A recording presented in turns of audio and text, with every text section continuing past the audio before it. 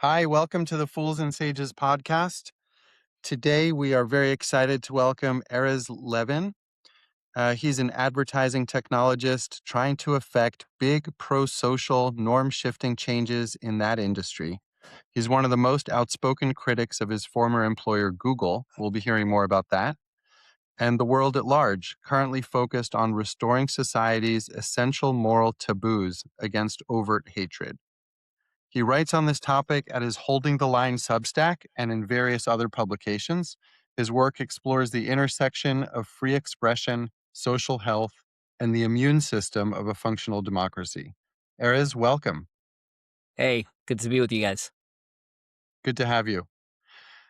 Why don't you start off telling us about yourself and where you're coming from?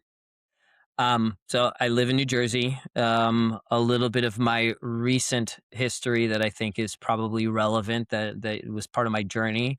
So I worked in the ad industry for a long time, still work in the ad industry. I was at Google for a very long time. The thing that I am famous or infamous for in that world is, I got obsessed with some of the fixing some of the issues that I saw developing in the ad industry, the ad tech industry, what I would position as sort of this race to the bottom. Um, in hindsight, has what I saw was the lack of focus on quality controls. The measurement was sort of being and really it was the incentives were misaligned within the industry, within the company. There used to be sort of some moral sort of check within the company. It was sort of this "don't be evil." Those eventually erode, right? Incentives eventually overtook the values, the morals, and so I eventually found myself as one of the few voices willing to still fight for what I thought was right. There was not a home for me to continue that fight within the company, so now I've been advocating outside for that same thing. So that's a little bit on my professional background, and then sort of where we end up here is just seeing, over time, things that I always cared about: society, societal health, just doing good, seeing the world get better. October 7th was a big sort of wake up call, and October 8th. What happened since then? I think I felt what a lot of other people felt, and I kept sort of picking and prodding at this and trying to understand what it was. And then that got me to where I am today. And I won't get too much into the topic now because I think we're going to get into a lot of it. But that's what unlocked about 6 months ago, this thing that was sort of like in the back of my mind. And then the word taboo just like clicked. And I said, that's the key. And I became very obsessed. And now I'm very focused. I'll say one last thing about this because I wrote it in my intro. I'm a norm entrepreneur. I know how to change norms. I've seen norms change. My first one that I was very excited about was making paternity leave a norm at Google. Most men at Google were not taking their full paternity leave before. I changed that norm entirely. Really got thousands of men, and that just now is the default. And that's obviously spread outside of Google. And so finding opportunities, knowing where there's energy to make a change, and then just trying to harness that energy to inspire that collective action and changing that norm. And so this is one of the ones that I'm trying to do with the taboos now. Yeah, super interesting because you're not just kind of laying out a philosophical framework, but you're kind of calling for some different behavior to take root. So, so I was surprised in one of your articles that like the first paragraph was a calling out of Fire and Greg Lukianoff and Ricky Schott, and I'm a big Lukianoff fan, so immediately I Me was like, too. "Oh, what's this about?" So what is the problem with free speech and free speech absolutism? So we have to caveat this. First, I'm a huge fan of Greg's and Ricky's and Fire's. I donated to Fire many times. The canceling of the American mind, the coddling of the American mind was one of my favorite books. The canceling of the American mind was like a life changing after October 7th. I understood self censorship was at the root of how we got to this place. And I committed to not self censor anymore. Um, the challenge that we have, free speech absolutism, we have to separate free speech culture and free speech laws. I'm an absolutist on the free speech laws. The First Amendment protect it at all costs, minus the incitement. Those like very, very rare exceptions that like almost never happen. And so I will almost never advocate for a violation of the First Amendment. Or not a violation, but any sort of like legal consequences for speech. Free speech culture, I bought and I still buy Greg's argument that free speech culture is very important. And if free speech culture erodes, then free speech laws will also likely erode. I'm totally bought in. But the absolutism, I do not subscribe to. And I did for a while to a degree, and then I realized the loophole. And the loophole is really simple because Greg says, and he says this verbatim, and again, I respect him so much. So this is not becoming, this is becoming from like a really a place of wanting to see just that tiny refinement. He says, I want, as an opinion absolutist, I want all Nazis to tell us that they're Nazis. The world is safer if we know that they're Nazis versus they're not. But then he also says, no one should face any consequences for their speech. So the Nazis should reveal themselves, but they shouldn't get fired from their job for it. They shouldn't be ostracized from their friend group for it. That's a really dangerous loophole. That's something that what we're seeing today. People can come out and say the most vile things. And Greg would say they should, not only they should be allowed to, because I agree they should be allowed to legally, but to face no social consequences because that would be cancel culture or that would be censorship in this broad term of censorship is really dangerous. And I think it is, again, I'm a little bit frustrated because I came in very good faith to him and to Ricky. And I said, hey, I think there's an issue here. And I was basically ignored or my arguments were strawmanned. But I think there's a really clear example. If a fire employee came out and said that they were a KKK member or a Nazi, I am certain 1000% that Greg would fire them. Maybe he wouldn't want to, but either his employees, his fellow fire employees would say, we feel unsafe here with a KKK member who says he's sworn to, X, Y, and Z, or the donors to fire or the clients of any company would say, hey, we're not going to work with you. If that's something that you tolerate, that's discriminatory, that is hateful, that is all these things that are objectively true, there's no way you can keep that employee. How could you defend that? And so I think that's where this like loophole lies. And I think Greg would admit to it. He just sort of like is stuck on this absolutist take, which I think is, again, this like really dangerous loophole. So let's come back to the enforceability of that proposition. But before we do that, maybe you can expound more on the emphasis you put on the idea of a taboo, and you use the phrase "the essential social taboo" in your writing. Yeah. Say more about that. Yeah, so I generally I call it the universal moral taboos, and universal has a little like approximate because it's not 100% of people, but let's say 80% of Americans would agree this is a violation of what I call our moral taboos. Taboos, like I have different frameworks. Taboos can be lots of different things. Picking your nose in public and whatever else. Uh, Incest is a taboo too. But I talk about the lawful but awful. So generally that falls into speech territory a lot of. And so that's what I'm talking about, right? Things that we're not going to make illegal. Boo. And so what I talk about there is overt hateful bigotry is what I sort of classify. That is a little bit of the banner. What do you mean by the essential social taboo? Yeah, so I generally refer to these as our universal moral taboos, and universal is kind of approximate, where let's say 80% of the country agrees. What I call these moral taboos, it's lawful but awful. So it's speech, it's things that are legal, but we don't necessarily want them socially accepted. Um, and I call this overt hateful bigotry. And I really want to qualify that because people call anything bigotry and bigoted, and so and sometimes they are, right? Somebody saying this like, oh, whatever, make a stereotype. That is bigoted, but it doesn't necessarily mean it's hateful in the same degree. And so trying to differentiate between people that really want to see harm befall a group of people because of their identity, or are indifferent to it, that's sort of the qualifier. Um, and so that's the what we need to determine. Sometimes it's really clear. The way I talk about this is there's a big gray area. My Substack's called Holding the Line. And so like there's a line that we can't allow to be crossed. Now that line is really wide. It's really gray. There's a lot of context and we don't know exactly whatever. We're not going to figure all that out. And I mean, I'd like to. I'm trying to like define that line as tightly as we can.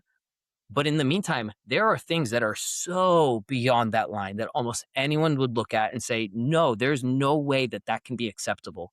And we're accepting it. And so at the very least, if the only thing that this project succeeds at is say, hey, that's stuff that is so beyond the pale that anyone can look at and say, yeah, I don't need any more context. That is, I agree. I would not hold that person. They would be my friends. They wouldn't be in my company. Um, that is the line that we absolutely must not allow crossed. And then we can figure out this gray area. And honestly, I think the gray area, the one of the issues is it's really hard to figure out where that gray area is when we have this dragnet of, hey, anyone that says anything that's minorly offensive, we sort of over cancel or over like under explore because we're just sort of painted with this broad brush. No, that's bigotry. Like you can't observe. Charles Murray can't do bell curve. No, that's bigotry. We can't even talk about that kind of stuff. And so this actually gives us an opportunity to say, hey, let's explore these things and actually like figure out where these things have to have a line that they don't cross.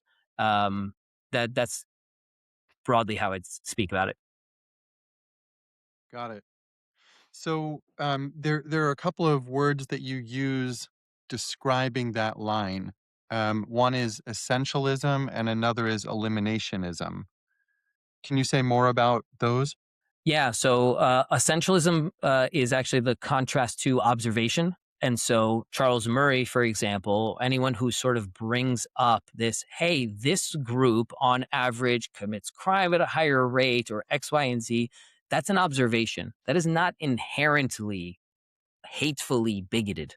It could be, it could be a dog whistle, but it's not inherently. So we have to suss that out. Essentialism is saying, hey, that group is by their nature bad, low IQ, X, Y, or Z. That is inherently bigoted in a dangerous way. It doesn't always necessarily have to be hateful. That's where there's a nuance. People can be indifferent to the harm that they're causing and still be violating the taboo. But we offer grace, right? We have to say, we have to give people if somebody is not intentionally, I'll give a example, very real world. A lot of people call what happened in Gaza a genocide. Now, I think by almost every objective measure, it was not a genocide. The people that are saying it's a genocide, I don't want to cancel them. I think most of them are ignorant, brainwashed, picked up a clue. Same thing as from the river to the sea. So my view from they don't know which river, don't know which sea. And so my view is always I have to inform them first. Hey, this is what this means. You say rivers of the sea, that means no more Israel. That means a genocide of, 10 million people that are living there. And then if you still say it, then you've actually proven that you truly are indifferent to the harm. Then we're getting into this, okay, maybe you do deserve consequences for it. And so that's where there's like a intent and indifference, sort of different degrees. But ultimately, we have to give people an opportunity. That's sort of in the framework, and we can get into it that I built. We can't determine the taboo very rarely just based on the one thing they said. Sometimes it is so clearly beyond the pale we don't need context. Most of the time, it has to be a process. Somebody said something. We then inquire. We try to understand, hey, this could be interpreted in this really dangerous, bad way, then give them a chance to clarify, to apologize, and show that they don't believe in this essentialism. They don't, I'll get to the other question you asked about eliminationist. That's sort of what the ultimate motivator here, right? This like overt hateful bigotry where you're like, no, we should get rid of this group. We should lock up this group based on a large group of people, not very small, they're all the same, right? A heterogeneous group that has some sort of racial identity or political party identity. That's, I think, where the line is. Hmm. So you made reference to your framework. Maybe you can explain. Um, I think there were 4 elements. Yeah, and I broadly bucketed them just to sort of try to give some clear examples because I created a survey that sort of was meant to pair with this. But generally, I looked at there's different degrees of harmful. I call it harmful speech because somebody is harmed from it. Was it hateful? Not always. It wasn't necessarily intentionally. I think you see it hate is like somebody was intending to do that. Versus harm, somebody was harmed. Now, does that mean that harm, like somebody's going to be harmed? Somebody's always going to be offended. So we can't like just focus on if somebody was harmed and offended, then it's bad. No, but then we can assess it in that once it's in that category. And then you have the like egregious eliminationist, we should kill all the blanks. That is the sort of that top tier.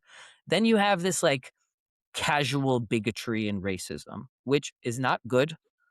Sometimes it can be very harmful. Sometimes it can be more innocent. Not innocent, uh, not as harmful. I don't know. I don't know how to sort of describe that in the way.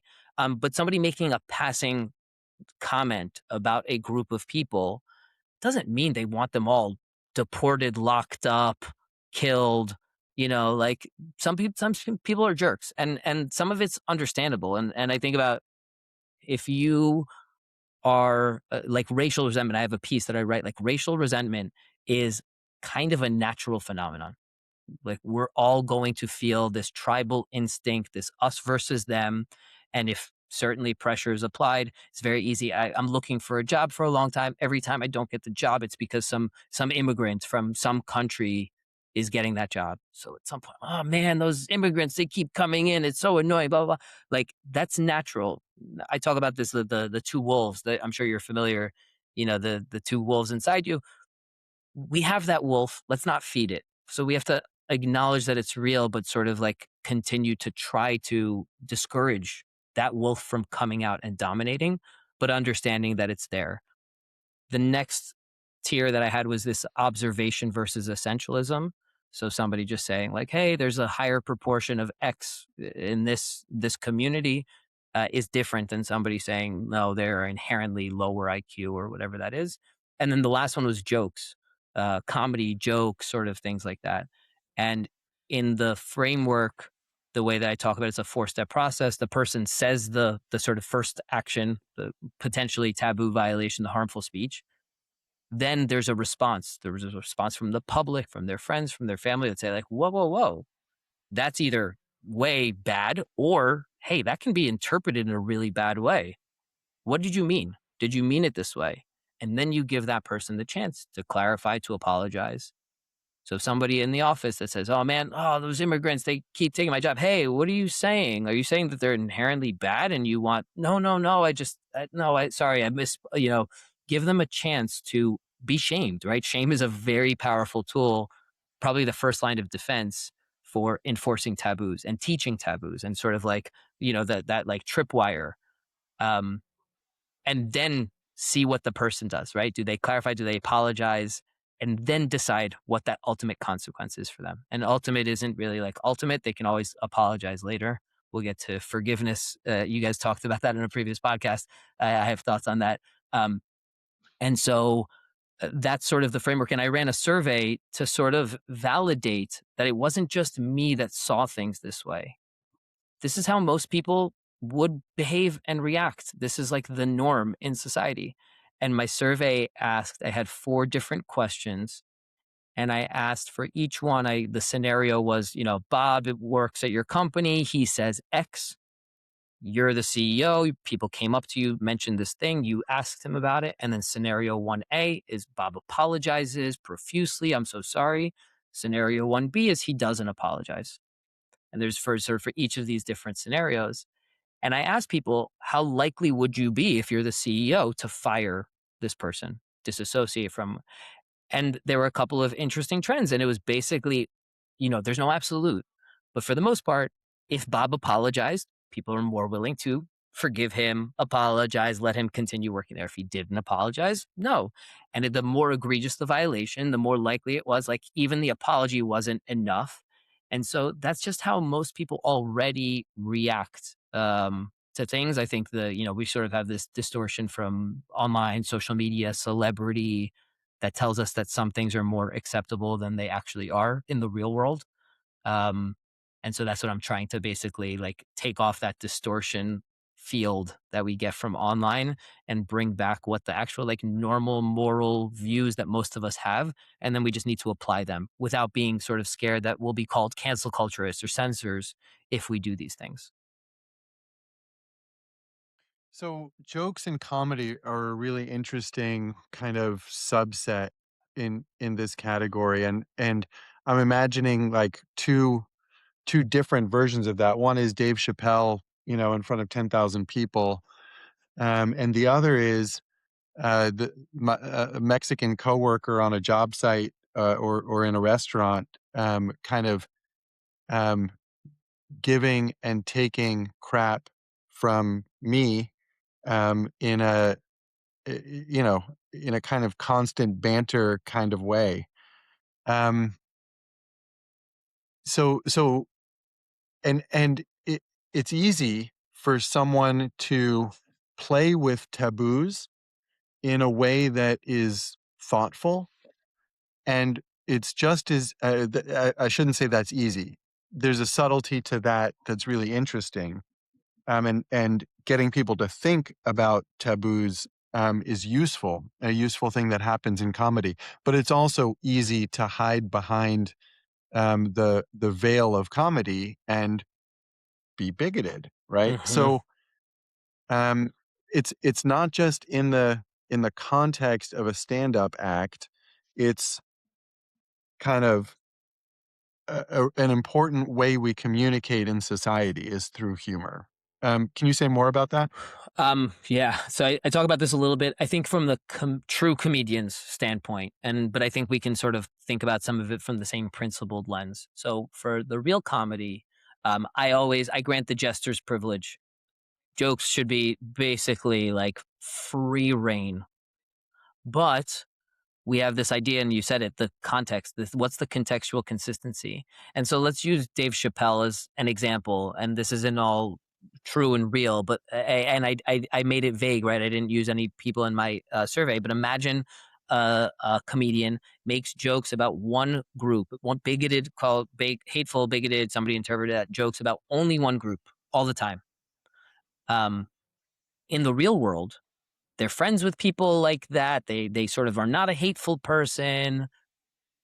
I give them the benefit of the doubt, right? And I asked people like, "Do you continue to go to their shows? Do you support them?" And most people said yes. Now, imagine an example where that comedian is making jokes about that group online.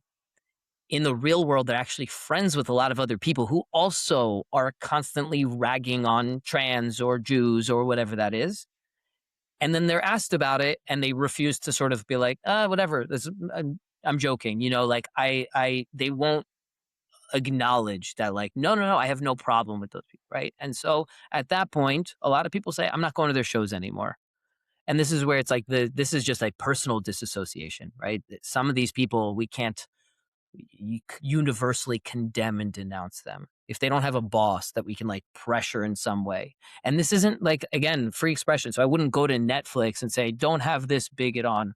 It's more of a like, hey, can we all decide that there's sort of this like line that somebody needs to make clear that they're not trying to cross in a intentional way, in a I'm trying to dog whistle.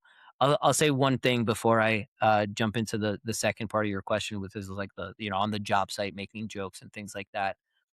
My view is a lot of folks right now are trying to straddle this. They're trying to keep a moderate audience, maybe especially if they had one, and also cater to this more extremist, hateful group.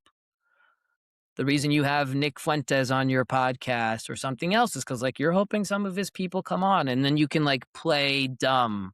Oh, I didn't say I hate Jews or whatever that case is. And so people are trying to straddle both sides, not denounce either side. I think I want to force everyone to sort of like pick a lane. You're either with the KKK, the modern day KKK, or you're with the like normal people in the middle of the country that think that that overt hateful bigotry is unacceptable. Um, and so I think that's where the comedians sort of will also need to pick. fine, make your jokes, but like then you're also friends with people who are seem to be very, very overtly hatefully bigoted, not just comedians, not people that are just doing it under the cover of, if Dave Chappelle is also hanging out with uh call it whoever, Hassan Piker, and these people that are saying the things that are much more explicit and not saying they're joking, right? They're very earnest in what they're saying. Then it's like it's hard to give a pass. Um, on the somebody joking, yeah, I think it's difficult. At some point, this is where you give someone essentially a warning. Hey, you made this joke.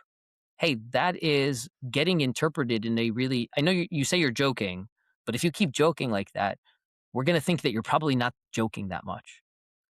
Um, and so, and especially if it's like a public thing, I think there's sort of nuances here. Are you saying that just directly to your friend, your colleague, that you think it's this, or are you trying to say it to a bigger audience that might not know that you're fully joking, that might think there's truth in that jest? It's things have changed a lot, right? When there's a context of there's observers that don't sort of fully know the intent, and so that's when things get a little bit more sensitive. I'd say like there's a the higher bar there that you have to meet to not cross that line. Interesting. I think we'll play around with that some more, but before we broaden, you have written some content about anti-Semitism and anti-Zionism, which is a topic near and dear to me. Um, and so let's throw that into the soup too, and maybe share some of your views about how those terms are being used today, how they might be conflated, how to differentiate, and um, how what does being clear-minded about those topics look like to you? Yeah. Let's come back later because I just want to make a point to talk about like how I got into this was not about anti-Semitism. Maybe it was sort of a little bit of a driver. I really wanted to steer clear of it as much as possible. I wanted to make these really as objective and universal as could be. That's just been such a huge, it's impossible to ignore. It's just so acute. But it was Charlie Kirk's murder and the reactions to it that actually got me to sort of recognize all of this and become really passionate about trying to pursue this. But I'll speak quickly about the anti-Zionism, anti-Semitism, the TLDR of sort of my point of view. And I've long been frustrated, like a lot of people, right? Anti-Semitism, claims of somebody being anti-Semitic, it's like claims of somebody being a bigot or a fascist. This moral hyperinflation. So somebody saying, "Hey, Jews are good with money," some people, not all, but say, that's anti Semitic, cancel him, that's terrible. Now, I understand the impulse. We know how this stuff can seep in. We know that it can start with jokes and stereotypes and things like that. We know how it can lead very quickly. And so we do need to sort of quote unquote stamp it out. But we don't need to like take it to 10 every single time somebody makes some stereotypical joke or comment or observation. So anti-Semitism sort of became diluted as a term because it means everything. It means the person who's saying kill all the Jews, but it also means the person who says, Jews have big noses or are good with money or something. In the meantime, sort of why I like to focus on the term Jew hatred because it's just much more explicit. It's like, no, that's only the people that are saying like, I hate Jews because they're Jews. All of them. Not Erez. I hate Erez, who happens to be Jewish. I hate all Jews. Doesn't matter who they are because they're evil or whatever else. Anti-Zionism on the other side, we are now allowing through academia to become this sanitized term as if it's actually socially acceptable, when in reality, it is much more taboo. It is as taboo as Jew hatred. It is inherently saying this country should not exist anymore. The 10 million people there should be exiled, killed, or I'm indifferent to what happens to them. That's inherently what it is. Now, not everyone says that that's what they believe, and probably they don't, but that's what that would imply. And so I'm trying to make the argument that like we have to make anyone who says I'm an anti-Zionist kind of hey, what do you mean by that? And make well, I think Israel shouldn't be that's not being an anti-Zionist. Like, let's be really clear. Anti-Zionist, like today, what most people are saying, I'm an anti-Zionist. Israel shouldn't exist. The Jews shouldn't have a ethno state. Blah blah blah. that is essentially advocating for a genocide of an entire state and only one state, right? It's not even like it's one thing when you say I want no states to exist, and okay, there's like a at least you're being principled and objective. But if you're only targeting one state and one people, that's obviously very problematic. So that's my view, and I'm trying to sort of latch on to this and say like anti-Zionist, there should be no space that we can sanitize that. You can criticize Israel, that doesn't make you an anti-Zionist. Um, and so if this term gets like co-opted, that's going to be a really big problem. And advocating for a two-state solution is also not anti-Zionist, and I think that's a point of confusion for people. I've had conversations with people who said they were anti-Zionists, and it turned out all they meant was, I want a two-state solution." Same "Oh, you're from the river to actually a the Zionist then." yeah, exactly. From the river to the sea. It's like, oh, you mean all the Jews should be killed? No, of course not. Okay, great. Then you don't actually mean from the river to the sea. Like, probably stop chanting it because that's kind of what it implies. Yeah. Um, what else should we know about, the work that you're doing before we start building? Yeah, so let's talk about Charlie Kirk and sort of how this started, because I think that's a good origin story, what inspired me to sort of pursue this. So, for those of you that were, are not terminally online like me, what happened after Charlie Kirk was killed, and people that weren't online saw this. There were three types of responses that I saw. There were people that were remorseful. That was the first group, and that's the vast majority of people, whether they expressed it or not. I know somebody like you see that, you hear it. It's a terrible thing, whether you know him or not. And I barely knew anything about Charlie Kirk before he was killed. There was a second group of people, and I saw people in my network, people I know directly, that were remorseless. They decided it was a time to go online and say, like, he was a jerk. I don't care that he's dead. I'm not going to shed a tear for him. And then there was a third group of people, and I don't know any of these people directly, and they were rejoicing. These are the people that are going out there. I'm glad he was killed. I'm glad he's dead. Ben Shapiro should be next. What happened, which was very interesting in real time, there was somebody like, Charlie Kirk's followers, fans, created a website, charlieskillers.com. And I remember seeing this in real time, and I seeing like things added to the X accounts. Hey, here's the video. Find who this person is, and they were adding people, and I was commenting like, no, no, no, this person was they didn't like this, and before the word taboo even came up, I was like, no, no, no, this is okay. This is actually within bounds. Like, it's bad. I don't like it. I scolded some of my friends that were sort of saying the remorseless thing, but they shouldn't necessarily all be fired. I was like, this is cancel culture. What was really interesting, what was inspiring to me, is that society, by and large, upheld the taboo as it should have been. The remorseless people did not get fired from their jobs. The rejoicers did get fired from their jobs. That's what should have happened. If you have somebody in your workplace that celebrates a political assassination, that person is unsafe to be in your workplace. That's a big risk for you as an employee, for the company. If somebody is just saying like they're kind of a jerk, they're mean, they say this, oh, whatever, he was an asshole, he was a Nazi, whatever that is, it's not nice. Maybe it says a little bit about their moral character, but they did not do this like universally fireable offense that everyone has to agree, like, no, no, no, that has no home. So I was actually inspired. I was like, oh, society knows where that line is. Maybe it's really hard for us to like name it, define it if you ask people to do it, but we knew, and all we need is the pressure. So if the right pressure is applied, we still will sort it appropriately. And then I came up with the principles and try to understand sort of how we actually do this in a more not systematic way, but just again in this more principled, objective way. And I came up with those four principles. And I said this from the beginning: the people that were celebrating Charlie Kirk's murder, awful. Like, I'm disgusted. We all felt this like moral disgust seeing that. But every single one of them, I say, if they came back the next day, and maybe it wouldn't be the next day, but like they came back after some period of time, they got fired from their jobs and they came back and apologized. Oh my God, I got swept up in the mob, the social media hysteria. Everyone said he was this terrible person. So I'm celebrating, but I realized why that was wrong. Please, like, look, I'm done in that world. I'm not going to continue to do that. let them back in, right? This is the open door that we always have to offer to folks if they're really willing to sort of like, come back into the realm of the morality that we can accept as a society. Maybe maybe one more question then. What's your opinion about why, as a society, we are unable today to create the kind of social pressure you describe to maintain this line in the sand?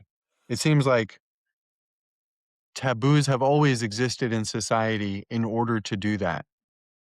So why not today? So I think there's a couple of trends that happened over a few years, decades even. So I think broadly DEI, but sort of this oppressor oppressed mindset and framework. So we've normalized, reverse racism. If you violated a taboo, if you were discriminatory towards an oppressor, that was allowed. It wasn't always, you can't be so egregious, but more and more, increasingly, you say terrible things about white people or men or whatever that was, and you don't get sort of fired from your job, that doesn't get sort of shunned out, that becomes more normalized. And it was really gradual over time. The other sort of trend was this like hyper partisanship, hyper tribalism. And so you don't, we're two-party system, we're sort of locked in. You don't cancel somebody from your own side, right? We became in this like whataboutism world. So uh, Charlie Kirk gets killed, people celebrate it. They want to get them fired, and the defense is yes, but the Minnesota Democrats that were killed, um, people celebrated that, right? And so that is this tit for tat. And so I think those are the two long term trends that sort of got us to this place. I think October 8th, like the boiling frog, like the pot boiled over, and so we saw just an onslaught of this stuff. And the taboos are so fickle, they erode very quickly. As soon as somebody says a thing and they don't get face a consequence, somebody else is going to feel empowered. Like they've broken through that invisible fence, and others are like, great, I'm going to go through. Now, most people still either have the moral, they don't actually think all Jews should be killed. So they're not going to go across that line, but they might inch up close to it unknowingly, knowingly. And some people do want to do that. They might have some natural constraints. They still have a normal job, and they know that that job won't allow them to do it. But you see more and more people doing it, and that's what sort of normalizes this over time. There's another angle here, and we can explore this. Is just sort of the distortion field of the online world, um, which I haven't written about it, but I think about people say Twitter's not real life. That's true in a sense, in that, yeah, when somebody's just writing text on for Twitter, for X, that's not real life. When there's a video of somebody in real life doing a thing, violating a taboo, saying we support Hamas, and that goes on X, that's real life. That is real life. Maybe it's a magnifying glass of a thing, but that's a real life thing. And if they don't get fired for doing that, if we don't identify who that person is and they don't get fired from their job for endorsing terrorism, that normalizes. And we saw that a few months ago. Somebody, there's a chance we support Hamas here. It was a huge scandal. I think they had to, like, Mamdani was even pressed to like comment. Now it just happened again. Like no one got fired for their job for that. And so now it just happened again. And I bet you it's only going to keep happening. That chant is going to become more popular because why not? No consequences for it. Yeah, what did you think globalize the Intifada meant? Again, so this is where I talk about this in the one of my recent pieces, the anti-Zionism. I learned this word 6 months, a year ago, polysemous. So it's a word that has multiple meanings. So it's not vague; it has multiple meanings. So like it can mean, for some people, no, it's a peaceful resistance, and some people it is no, it is as violent as can possibly be. And so that is a huge risk if we allow sort of these really dangerous terms that can be interpreted that way and are interpreted by many that way to be used as if they're this like flowery language. And so I'm like, let's be really precise about what it is that you're saying, and then force them to say, do you want to continue using that? This is where the hypocrisy of like, if I went to a black church and I was chanting "The South shall rise again," are people going to say like that's terrible, right? And I could, oh no, that's not what I mean. I just mean it in my way. That's just like I think Southern culture is lovely, and so we can't allow for sort of that squishiness and that hypocrisy, and we should be more specific and force people to be more specific in their language. If you're gonna sort of blame a politician for dog whistling, like that's a dog whistle too. Cool. Brian, I'm curious what themes are emerging for you. Well, Where to start? um, so much. Um, First of all, I want to start out by saying that I really feel your sincerity. I feel your um, desire to move the world to a better place. Uh, the the impulse for us collectively to look at how we are doing things to try to do them better is valid and important, and maybe more so than ever before. Um, so I feel you, I guess, put it that way. Um, and the other impulse that rises is oh, to be young. um, Because when we're young, we do look at what's going on, as I did. I mean, I'm still a long hair, right? This was, an expression of that same impulse. But when I was young, it was a war in Vietnam, um, but so it's natural that we feel an impulse to say we can do this better and to try to ask that question. So that being said, as I listen to you, I feel like we're kind of dancing around the surface of things. And so I want to encourage you to go deeper into this. And maybe I can help you do that a little bit. Um, where to start? You use the terms. Well, here's a question. Have you ever been to Africa or to South America? South America, yes, that's Africa. Okay. Um, The you use the terms, I've been paying attention now, and I know now that I have to pay attention to pronouns. And so I wanna clarify or look at when you use the term "we," or when you use the term "most of us." These pronouns are the things that we don't typically look to for meaning.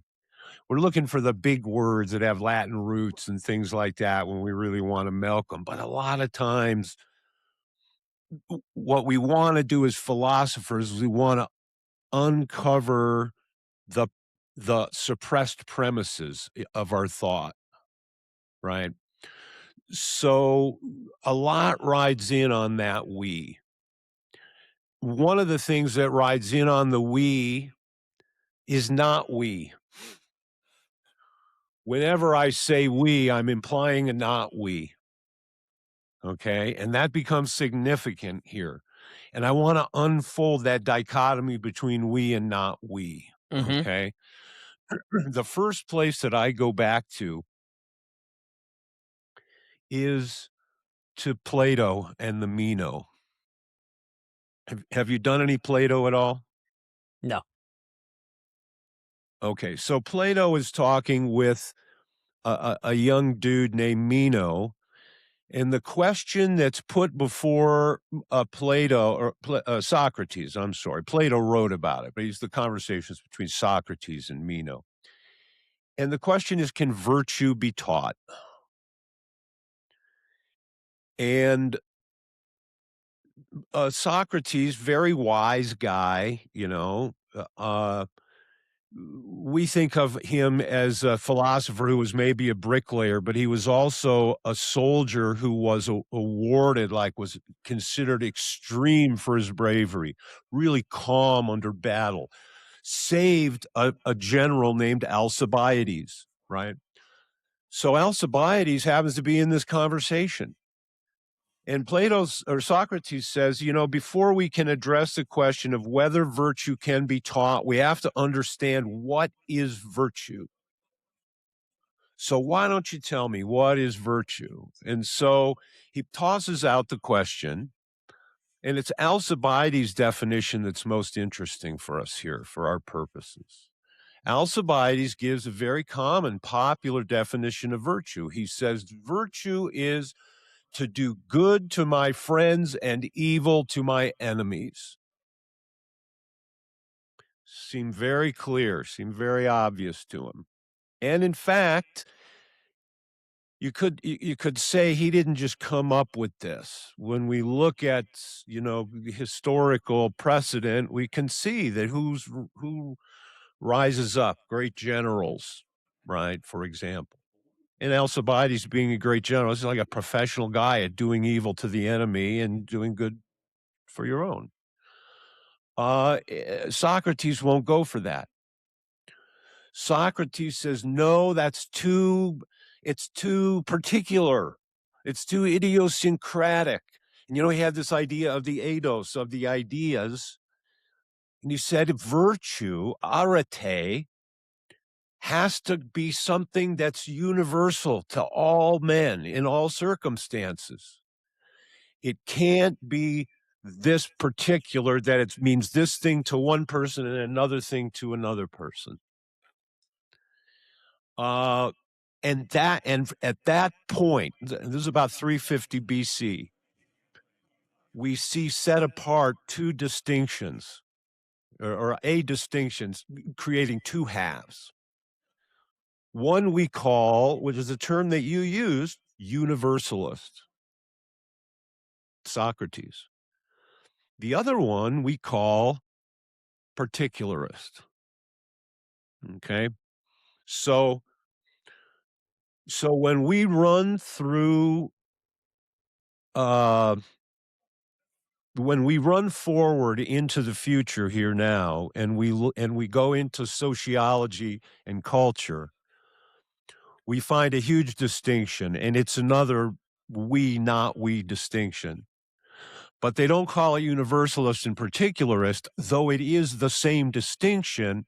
They call it high trust, low kinship, and low trust, high kinship.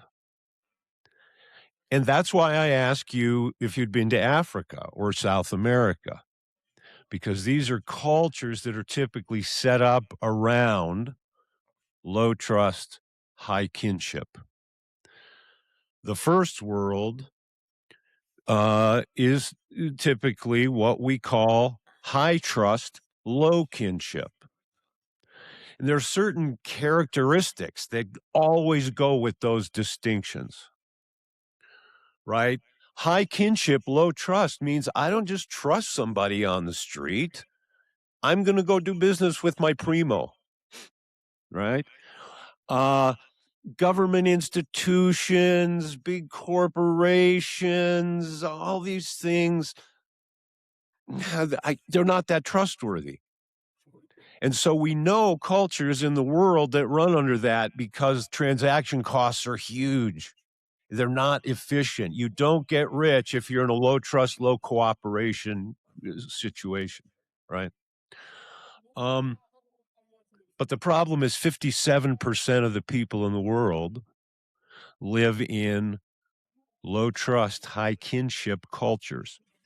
And I want you to understand that what we say is only a small part of what we think. And what we think is only a very small part of where we're at dispositionally. And most of us, where we're at, we're not super conscious of, because we're under these influences that are messages, right? In a low trust, high kinship setting, it's visceral. It's not frontal lobe, let's do a calculus about this. It's not thought. You're living it, breathing it, right? You're not gonna weaken your tribe for an out group. Are you nuts? Are you nuts? Right? So now we're in a globalist setting, and we have people that can say everything and so now we get bombarded by these messages. Do you know what it's perfectly well and good to do to an out group if you're in a low trust, high kinship situation? They're not really human. You can kill them, you can call them names, and not only the universalist presumes that there is a conversation in the head that says, "Oh, I'm gonna do that even though I know it's bad.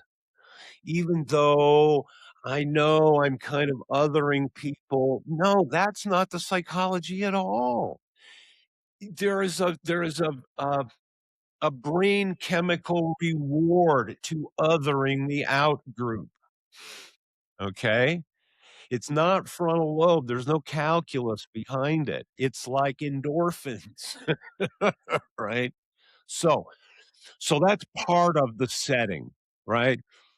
Now the next part of this setting is, if I'm a doctor, I go through a series of things. I need to read the pulse of my patient. I wanna look at this.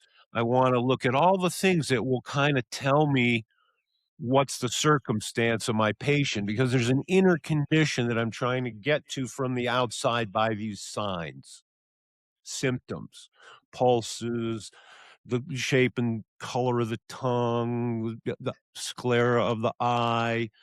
Um, um, the second leg is actually one that goes back to Polybius. There's some other names that are interesting, Spengler and Toynbee. And the one that's most interesting for our conversation is actually an Arab guy from the middle 1300s named Ibn Khaldun. And Ibn Khaldun is often recognized as one of the first sociologists. And he has this concept he calls asabiya. And asabiya translates roughly to social cohesion. And he says that when a culture is in its early stage, it struggles, and there's a lot of suffering together, and that suffering together makes asabiya very high, and that after that stage, the second stage, I think he kind of calls it like the managerial stage or something, where you've got the next generations that are kind of building on the value that was created by that initial chapter. And then the third stage, and what happens is asabiya starts to wane a little bit. And then the third stage he calls the age of luxury. And he says that in the age of luxury, you see lack of trust in social institutions. You see the leaders of the culture making decisions based on their own luxury and not on the best interests of the culture at large. And you start to see a decline. And all these people, the first line of Finnegan's Wake, he makes reference to a commodious vicus of recirculation. And this is this idea that things move through cycles. And as an old man, I would love if there was a way, and in fact, famous emperors in China died eating mercury trying to regain their youth. When a doctor looks at a patient, he knows that he can help them optimize their health, but he can't make an old man a young man. So what I'm going to suggest is that taboos are kind of like the barometer, but that when we push the needle on the barometer, we don't really change the weather outside. And so taboos, and we use the word taboos in two ways here. You know, there's a taboo against marrying your sister that we might say naturally arises, but then there was a taboo against smoking in public places. That was kind of an engineered taboo. But for taboos to function, they need to have asabiya. There needs to be a social cohesion. There needs to be the in group that naturally reinforces and generates those taboos. In a multicultural world where you're pulling people, and a lot of people, either because they're coming from low trust, high kinship groups, or they're moderns that have come from a universalist viewpoint, but they're realizing the forces of the degeneration of a peaked empire that is coming down off of its peak.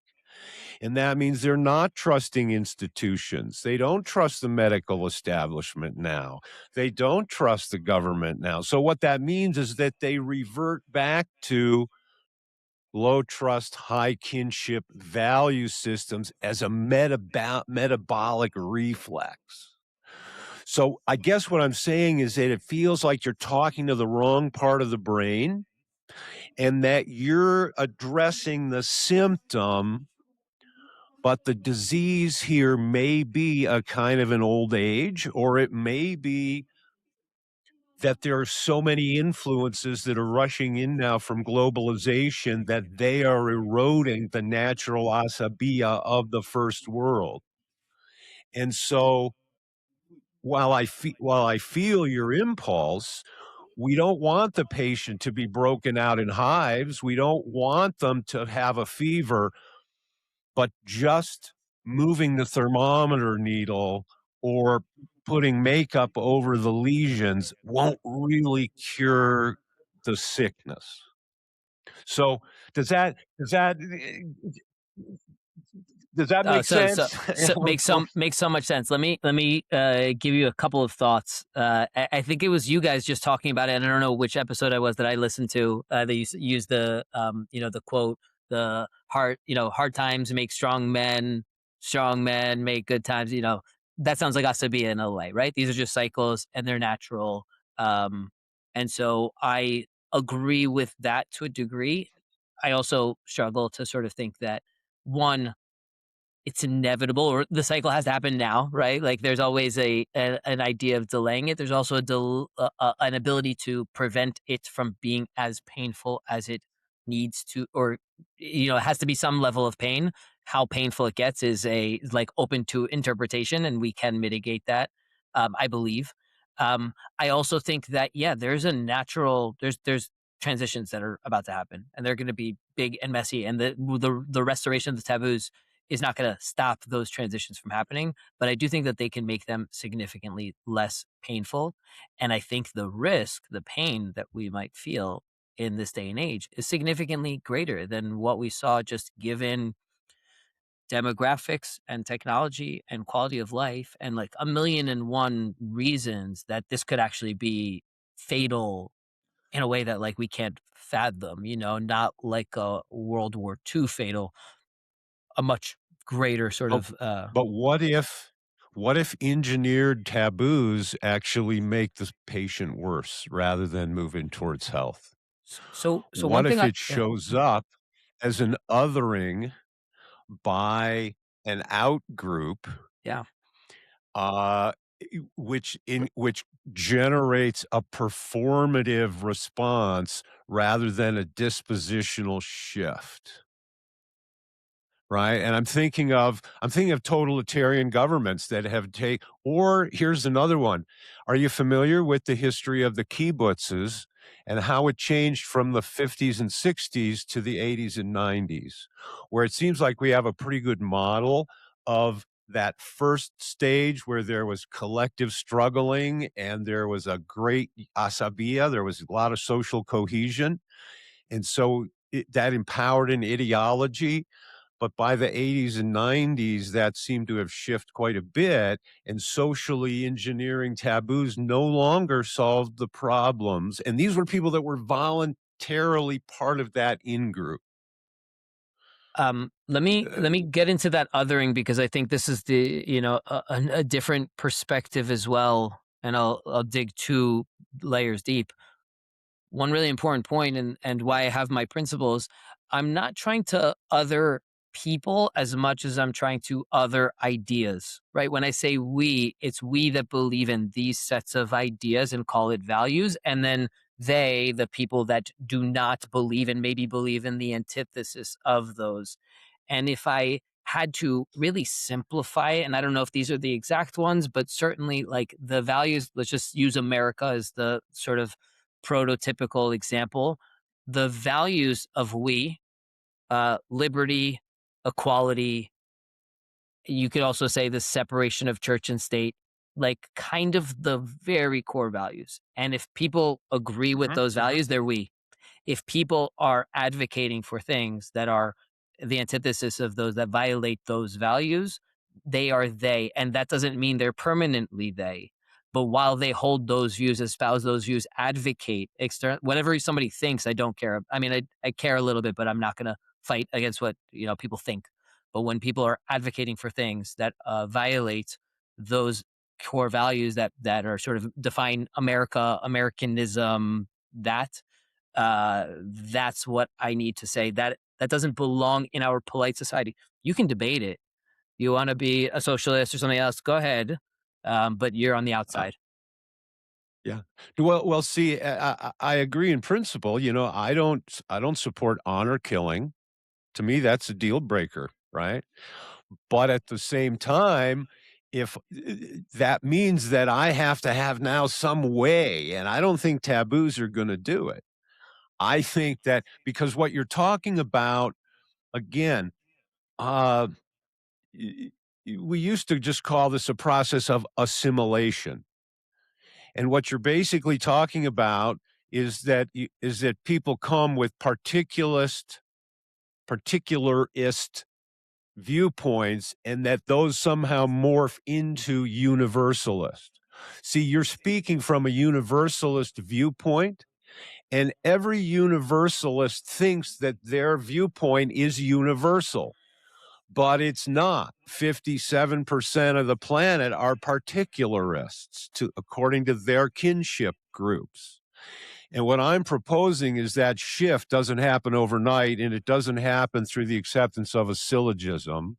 It actually is a growth process that has to happen over time. I think my personal experience says that if I pick one person out of a particular society, say I snatch an African out of a tribe and I drop them down in America, and I immerse them in a universalist uh, setting, I think they'll shift probably pretty much without a problem. They'll become universalists. Mhm. But I think that if I bring an entire African village and I set that African village down, now I have brought in a particularist culture. I didn't just bring in particularist people, and that will become it's a dynamic that will self perpetuate. I'm not saying it's going to self Here- perpetuate forever, but I don't think you're going mm, to market them out of that behavior. mm. You may bait them out of it with wealth over generations. You may win their grandchildren. But that's why I'm saying that I think the tabooing might actually the people that are going to have a listening for your taboos are already we. And the people that aren't going to have a listening are going to I'm not saying you're creating the us and them thing. I'm saying that the dynamic that exists already creates that, and taboos will underline that and maybe institutionalize it and maybe slow that process of assimilation and absorbing the universalist values. That's the devil's advocate position that I'm Let making. Yeah, let me throw a couple of things. One, I just want to clarify. Like, I think you're speaking to universalism in this a different definition, and like I use universalist a little bit loosely, where I'm thinking about like American and like broadly accepted, like very broadly accepted. So not truly. Like, I don't expect everyone to agree and abide. It's sort of again these values that are, I think, inherent to our country. They do apply, they rhyme elsewhere, but I'm thinking about it from that perspective. But Um, see, and that's the yeah, part that I'm challenging yeah. because you're defining the we, and I think the behavior that you're trying to adjust is coming from the not we crowd, And, and that the not we crowd is in two parts. One is people coming from the outside who relate to people that speak their language, eat their food, share their same cultures, but you're also talking to all the disenfranchised people who are no longer feeling that we. They're saying, I don't feel universalized by American values. I feel like the medical industry just uses me for fodder. I feel like the organized religions just are here to take my money. I feel like the educational system is just trying to make me a wheel in the cog of a corporate machine. I think there are specific dehumanizing forces within urban settings and within rural settings that have caused this disenfranchisement. But I think that that's where the othering is coming from because you're seeing a dynamic that's shifting back to low trust, high kinship. I don't think you'll taboo your way out of that. I think you need to look at the fundamental structures that are causing that disposition in people's worldviews. See and what I I and mean I, by that? yeah, and I'm very empathetic to people coming to these views for very legitimate reasons, and then also what I think are less legitimate, but I see the world through incentives, everything, and so Should people is that very hard. This is y- just what it y- is. yeah, what I'm trying to sort of push is like you can all the things that you just said are really good reasons for people to have low trust and skeptical and hate and resentment and all this stuff. But there's a line that if they cross, society just goes downhill if we allow that line to be crossed. And this is where the incentives come in. I'll go back to your example about dropping somebody from Africa versus a whole culture. I think about societies and cultures now very clearly, like they are defined largely by what they tolerate. And so, I thought about this with the Minneapolis fraud instances that were happening. You had people coming in from, call it these low trust, high kinship.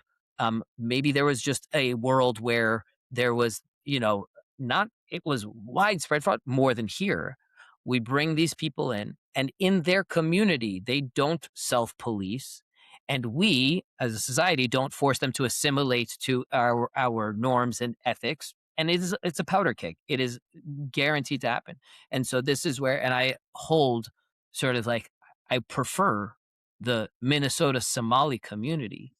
Police your own, because if you don't enforce what are the norms and rules that will eventually turn into lawful, law violations of the law, real corruption, then we have to. And if we have to, it's much more painful for everyone, right? If we decide, right, just the I racial agree with challenges. that.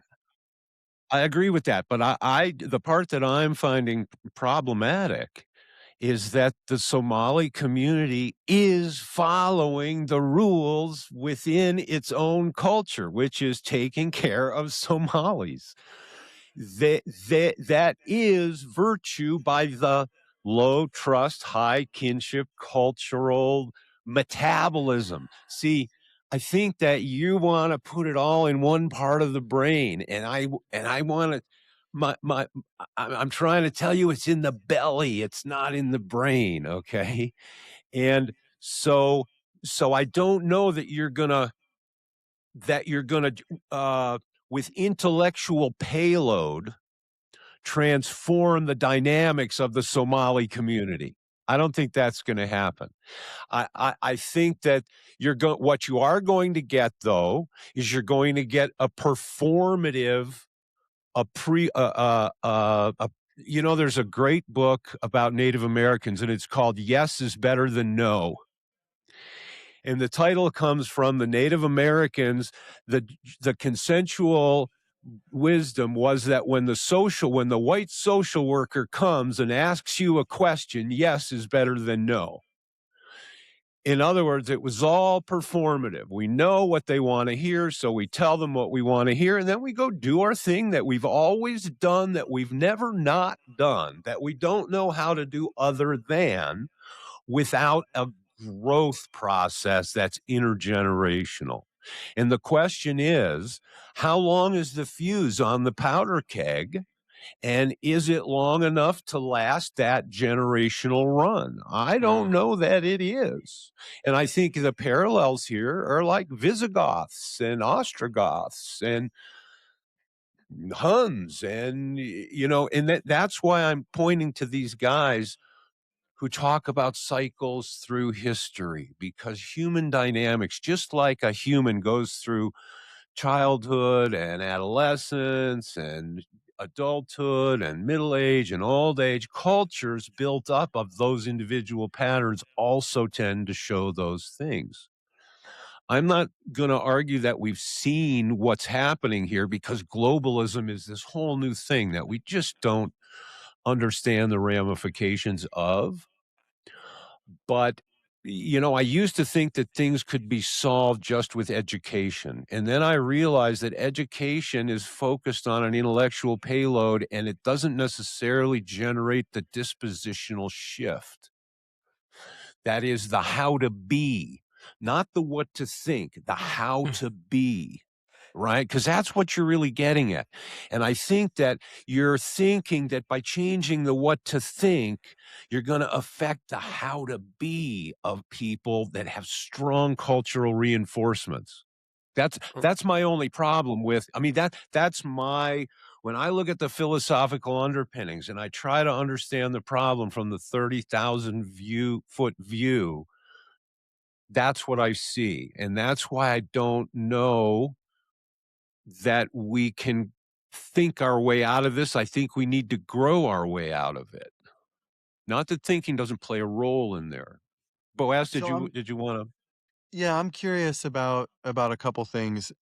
Maybe first for Erez, I'm curious if Brian is changing your point of view, and then for both of you, if for Erez, if he is, does that bring up ideas about what we can do? And then I'd like to hear from Brian too about what we can do to kind of um, take on this kind of culture change that you're pointing to, not just changing of thought, but also changing of values, beliefs, etc. Yeah, so I'll say I agree with you, Brian. Because I have to approach this in both ways, and I do. I approach it from an intellectual place, and I approach it from that moral lens. I wrote, I don't remember what the name of the piece, but I talked about like the feeling that we all felt on October 8th, after Luigi Mangione people are celebrating, after Charlie Kirk, everyone felt this yuck. That was moral disgust.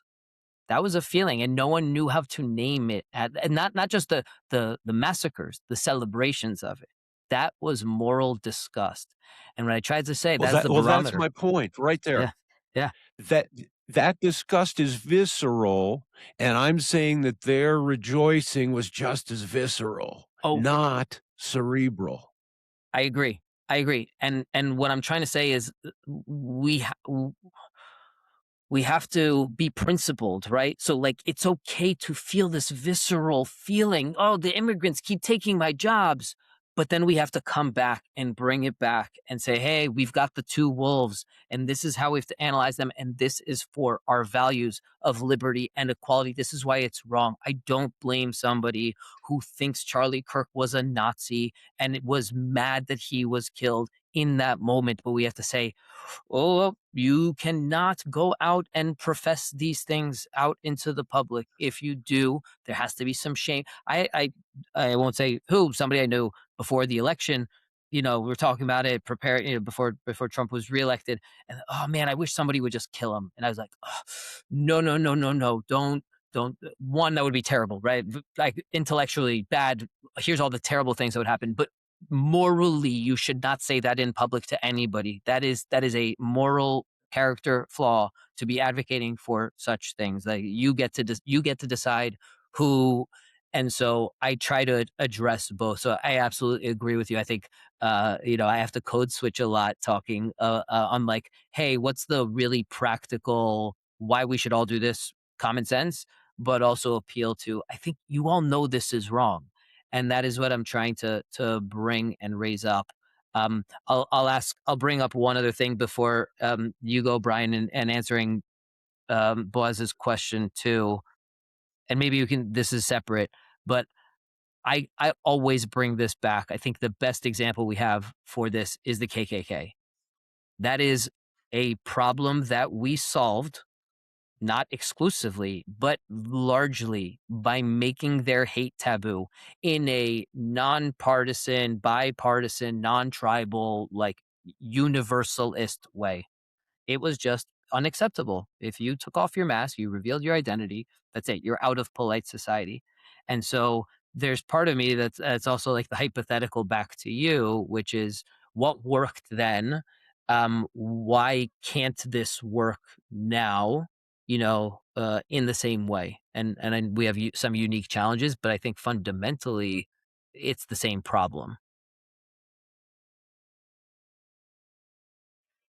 Well, um, I think my answer is going to be the very un-PC, bell curve, and this is the difference, and this is why I said, to be young," because part of being young has to do with an optimism, and part of getting old, and part of getting old as someone who's been trained as a psychotherapist and studied a lot of psychology and done a lot of, weird telepathic medicines with people. One of the things that the age has revealed to me is the degree to which people are different. And I think that you're a young, bright guy, or we couldn't be having these conversations. And that sounds like a compliment, but there's a sort of a Schopenhauerian oblique element to that. And that is that you will find, as I have found, that if you get too far off on the edge of the bell curve,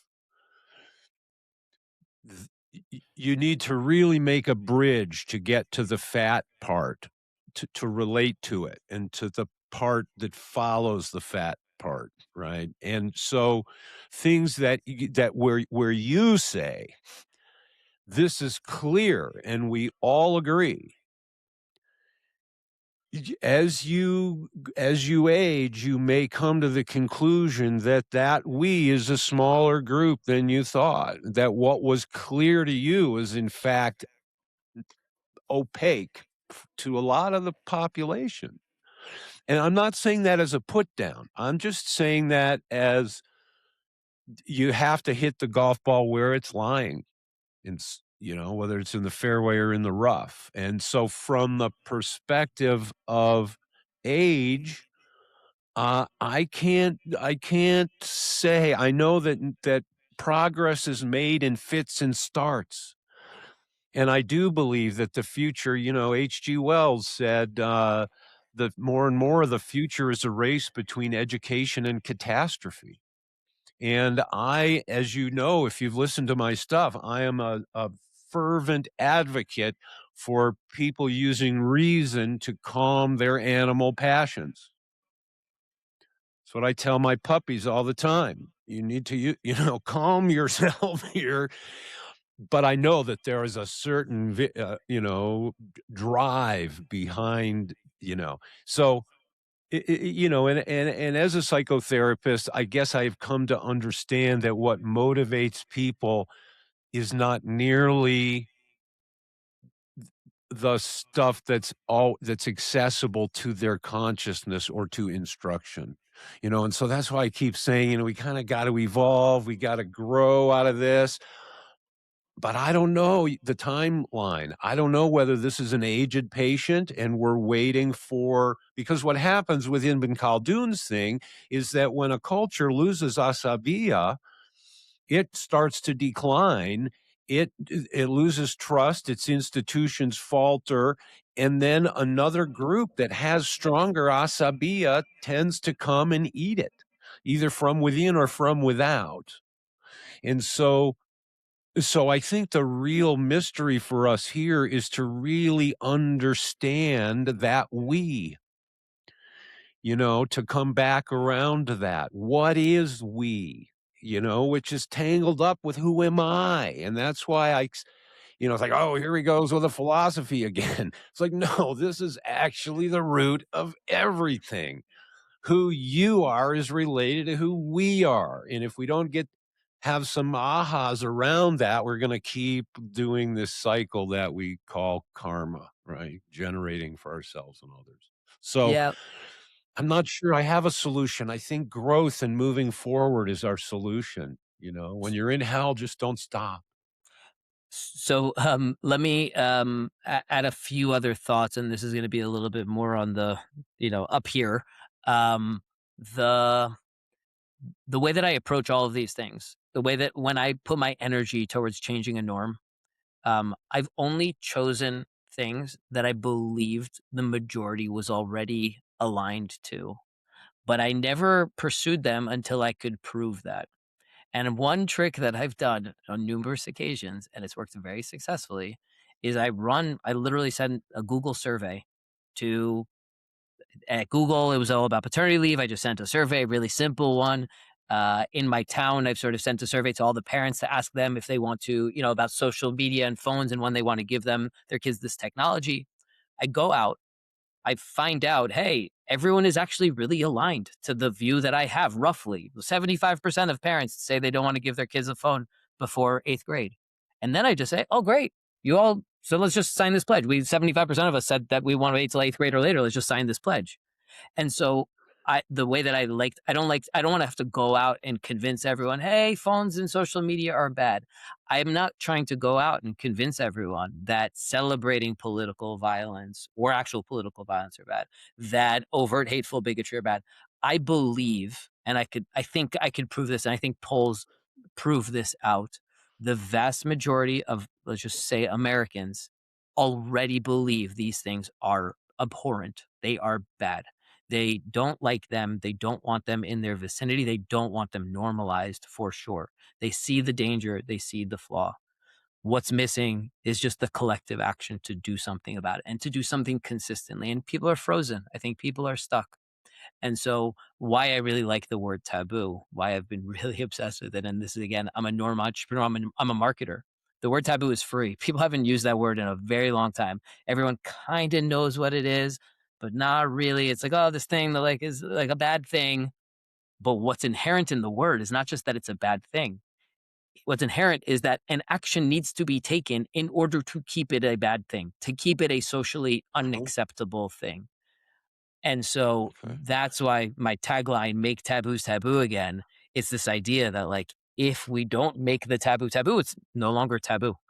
And so, Okay. yeah. From a marketing standpoint, assess the campaign for vaccines and its impact on the public's relationship to the medical industry in general. Uh, Are this they is where better I think off now or worse? this is the issue with trust. And this is, I think, going back to what you were saying. If it's done in a way that you don't gain trust, it's bound to backfire. And it did. It backfired in a huge way. And this is built off of the lack of trust, that had building over years.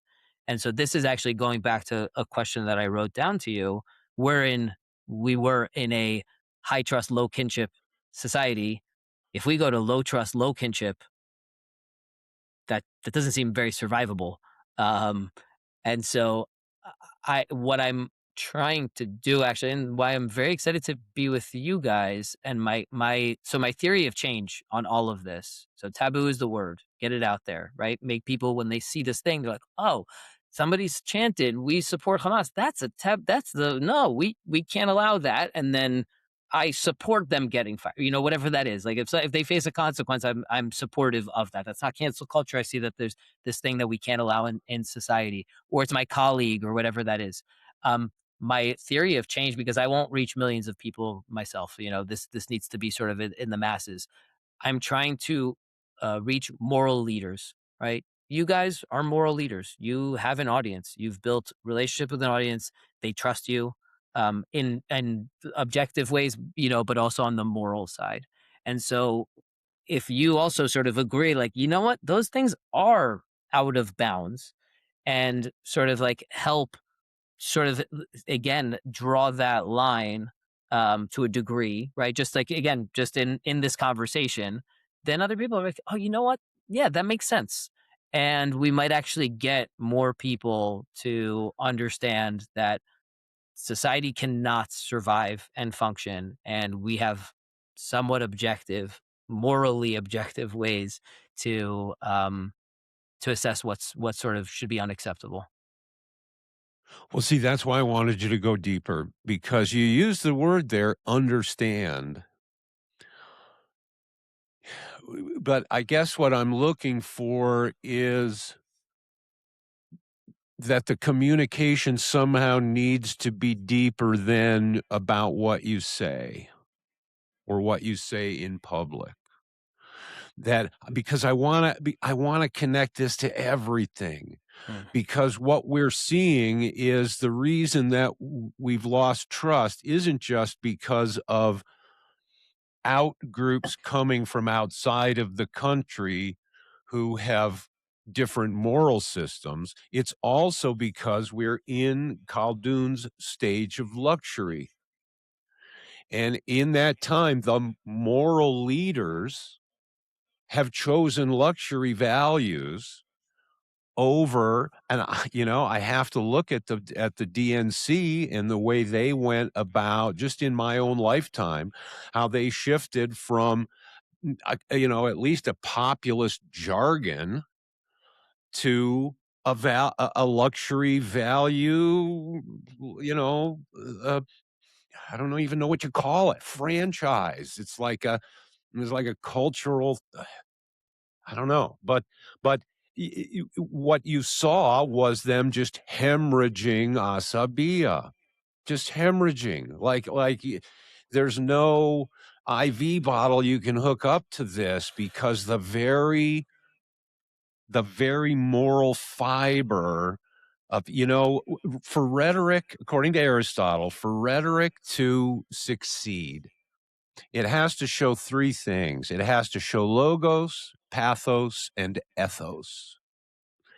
Logos, it's got to make sense, right? If it's not logical, it's not, it doesn't work as good rhetoric.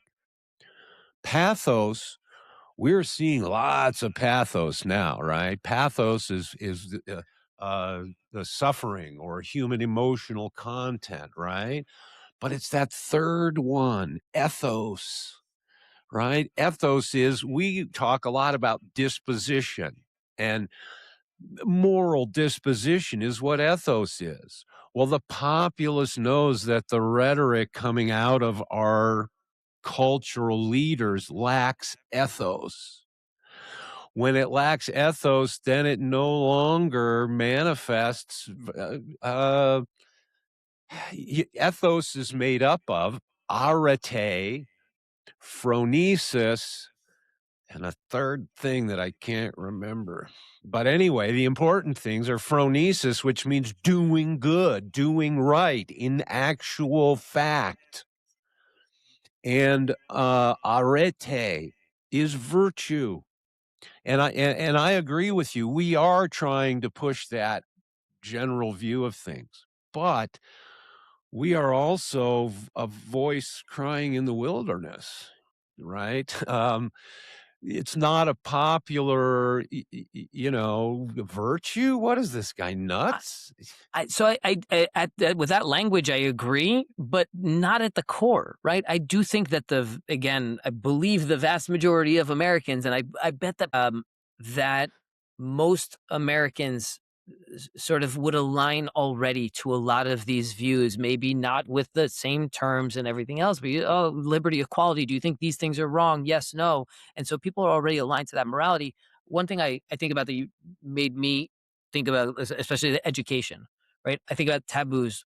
Generally, we learn taboos from a young age, right? It's our parents, it's the people around us that teach us when fire is hot, things that we shouldn't touch socially, morally. That there's a bit of that missing, right? The coddling of the American mind. This idea that we've sort of like taken cowardice, convenience, coddling, everyone looking to like help their kid in some way, and whatever that is, we need to. I haven't written this essay, and I try to not be this too like paternalistic of you should do this, and I try not to tell parents what to do, even with like my phones and social media. Like, no, no, no, like this is what the research shows, but you decide. You all have to do. But there's also a line.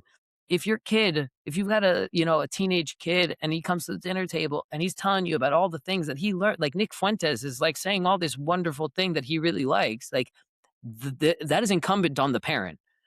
You need to tell them, like, draw the line. And I'm not saying never listen to Nick Fuentes or that he never says anything that has any truth. Okay, fine, you can distrust and you can be upset, and absolutely. But there's a line, and Nick Fuentes crosses that line. And if you don't also say that that's a line that I don't accept, right? Like, oh, I like the things that he says about this, but I don't. If you don't draw that line, you go out into the world and say, I like Nick Fuentes, you're going to face the real consequences out there. Here, I'm just going to shame you. I'm going to ostracize you, slap on the wrist. I still love you forever. Out there, you're going to lose everything if you go and bring that out there. And so there's also sort of these circles of the people we know, the people that we trust, our Yeah, kinship that we're trying to improve. and I guess my reaction is just that we want that immunization to be implicit, not explicit, because we can't think of all the possible ways the train can go off the tracks. So that I guess the argument that I'm making is that I want to engender the positive virtues that will face any whatever, rather than start listing the things to not do. Because if we list the things to not do, the list will be extremely long. But if we I have love it. that moral compass, right? Yeah. If we have that moral compass, then any new thing, and this is a topic that we visit a lot, and that is that within philosophy, you have the law and then you have case law. You have the medical theory, but then you have clinical practice. There's here's how a liver works, and then there's what's going on with Joe's liver now, because he's the one that I'm sitting in front of me. And it's that movement from the theory to the practice that has to reside in the person. Only a human can do this. I don't think we'll get AI to do this. I think we need human insight to this. And so what you really want is you want people to be wiser. You want people to be better. You want them to be more insightful. You want them to be more compassionate. The only true way to do that, I think, is from people learning virtue. Mm. And I think that I don't think we can do that privatively. I think we have to do that positively. And I know the deconstructionists and the postmodernists, they just hate this idea of role models. But I think role models are real important. I think that a lot of these things, you don't just think, oh, that's hate speech, I don't do hate speech. You go, no, that's not me. Whatever that is, that's not me. And now we might even be getting into Heidegger's resoluteness. But this has to do kind of with identity, right? Like, people aren't just expressing a prejudice, they're expressing an aspect of identity, and if that identity is under threat, it may show up as hatefulness coming from the outside. So how do we make people stronger? How do we fill that? Because I'm sure that when you hear that stuff, you go, "Oh, that's just weak. That's just weak," right? Don't you So think it's like what? here's the tension, because I had the other sort of pod that I recorded was very much on this, because somebody that's super aligned, I think, to you, and as I am too. I'm a wannabe practicing aspiring stoic. I love um, when other people especially advocate for stoicism and all these like positive traits and aspirations and values, and I try to do that as well. I'm a little uncomfortable doing it because I always feel this like, I'm not telling you I'm better than you, and you but you should be like more like me, or like the thing that I'm aspiring to be. It's just generally it can work. You can inspire people. Obviously there's a lot of people I was inspired by others that brought me to that world, but I've also seen a lot of people that are like, I just trying to live my day-to-day life. And so, yes, we should absolutely continue role models and proactive and education and all of the things from a young age and through forever and ever. I'm all for that. I think there's the other side of that same coin that say, you know what, fine, you can just live your regular life. You can like literally ignore everything. Just live your life, be selfish within the rules of the laws and the norms and the everything else. But there is a line that we absolutely must not allow to be crossed. And that's not just you to not cross. It is the people around you.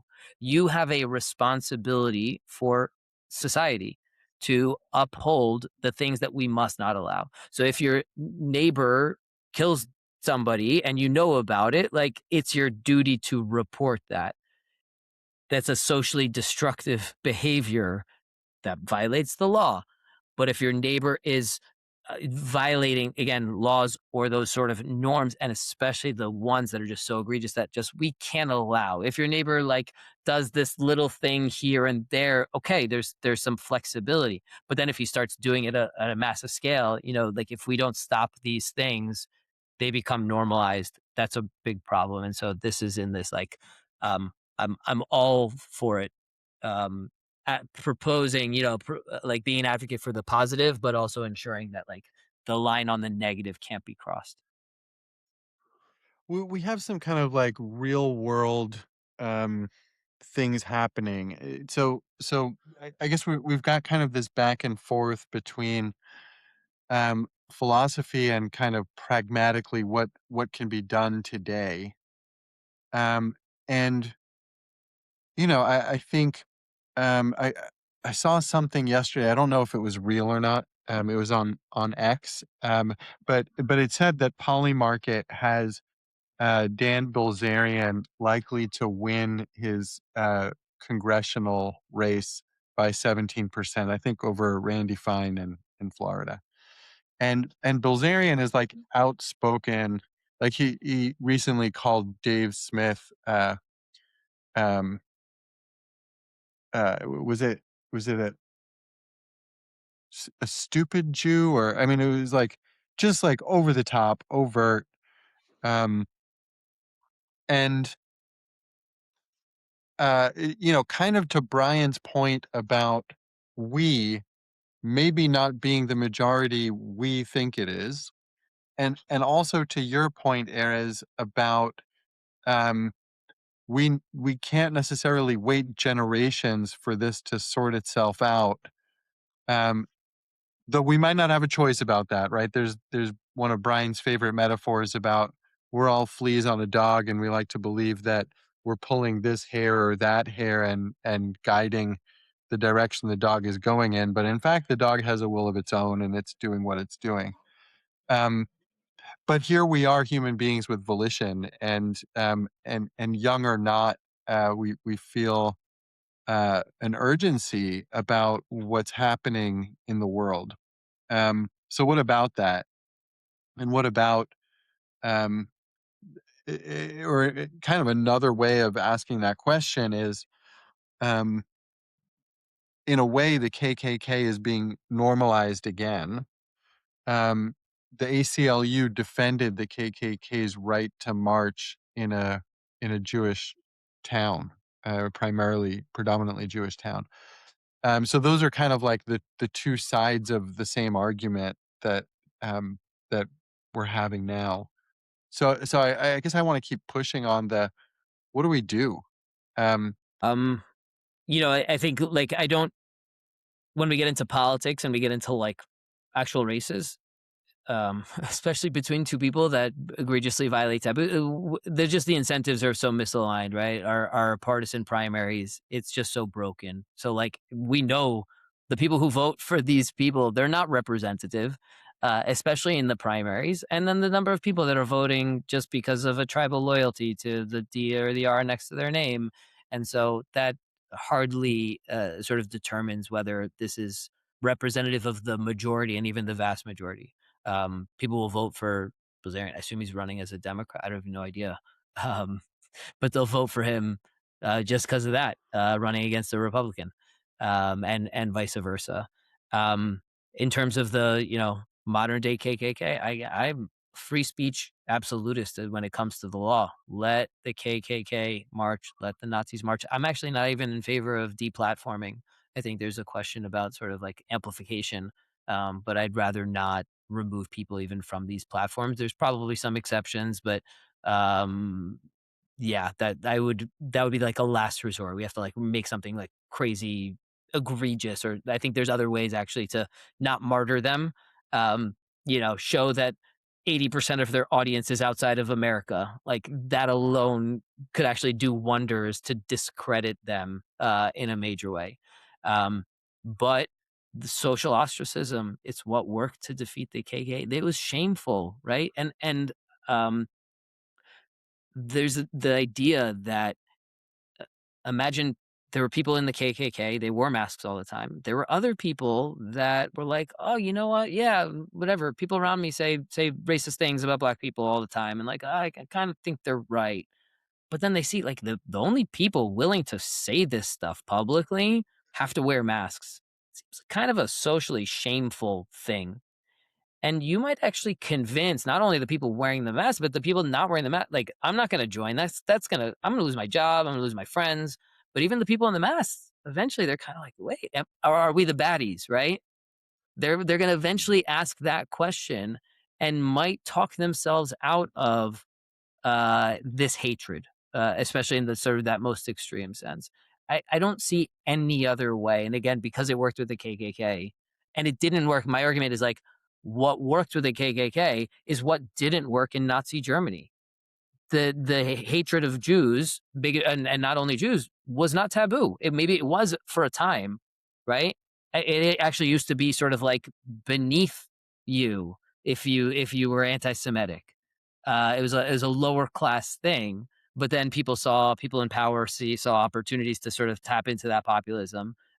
But society did not uphold that as a taboo, and then that's what we got. And so that's like the path that I think we're heading down. Not it won't look exactly the same, but my fear, and maybe this is takes us deviates us a little bit, but my fear is how quickly things can escalate out of control when you have normalized the dehumanization and the endorsement of violence. And so one violent action it's a powder keg that can turn really bad really quickly.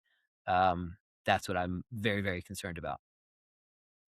Well, see, and a concern that's related to this, as you bring up the KKK, uh, you know, flashing back to Plato and Aristotle and their hatred for evil rhetoricians, I I feel like, one of the things when someone asked Buckminster Fuller what he thought was necessary to face the future, he thought it was necessary for the human race to qualify for further evolution, he said.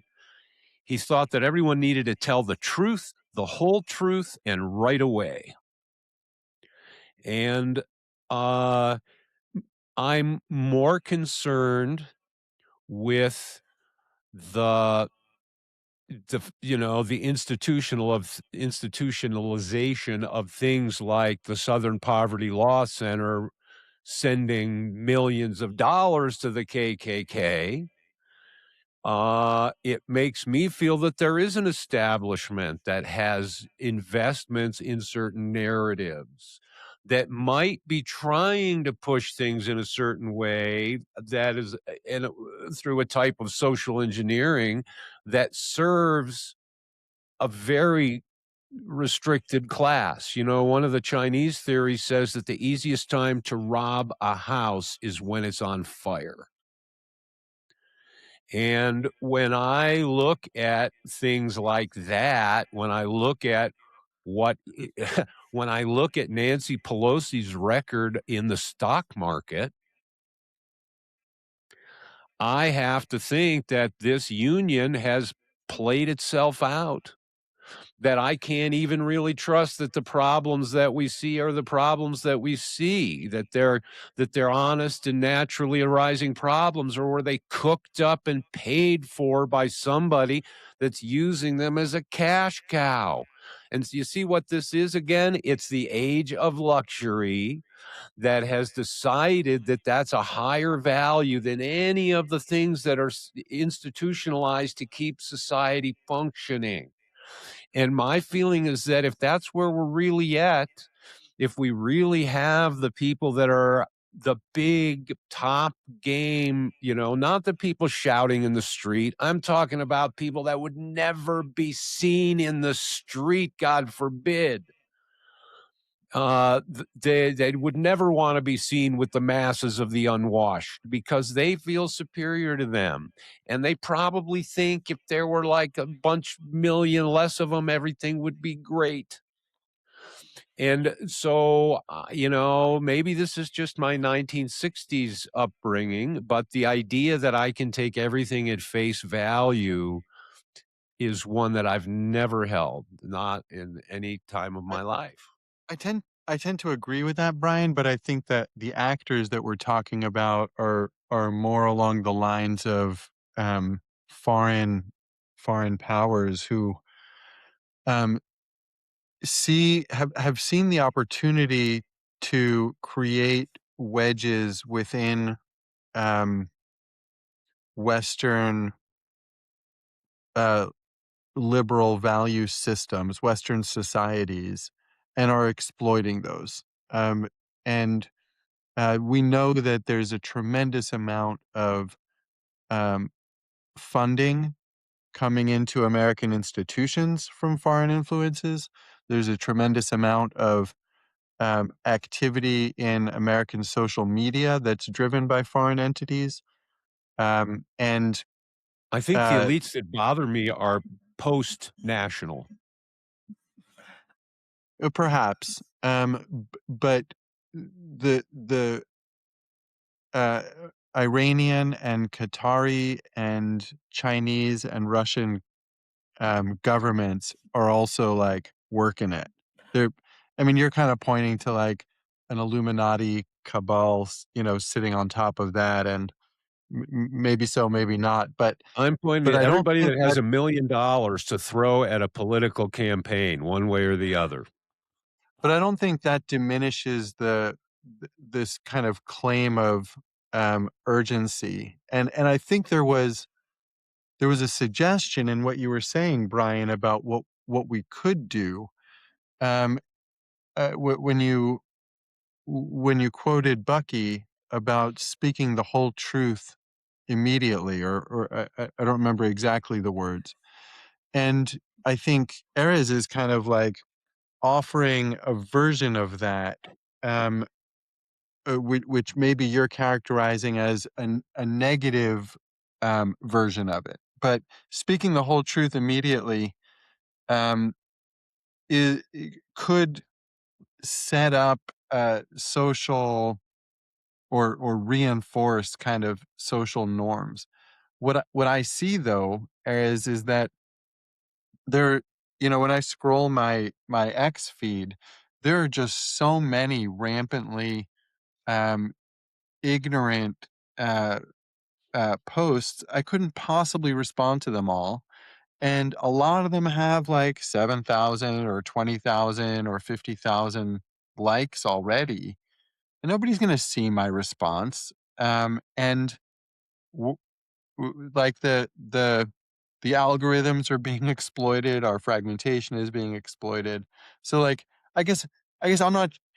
Maybe the question is for Aries. How does this work in real life? Do you really imagine people getting fired more frequently um, for for and ostracized from their social groups more frequently for um, for misbehaving? Um, yes. Um, so again, I think about everything through the lens of incentives, and so let's talk about. I think a lot of these topics through the lens of incentives.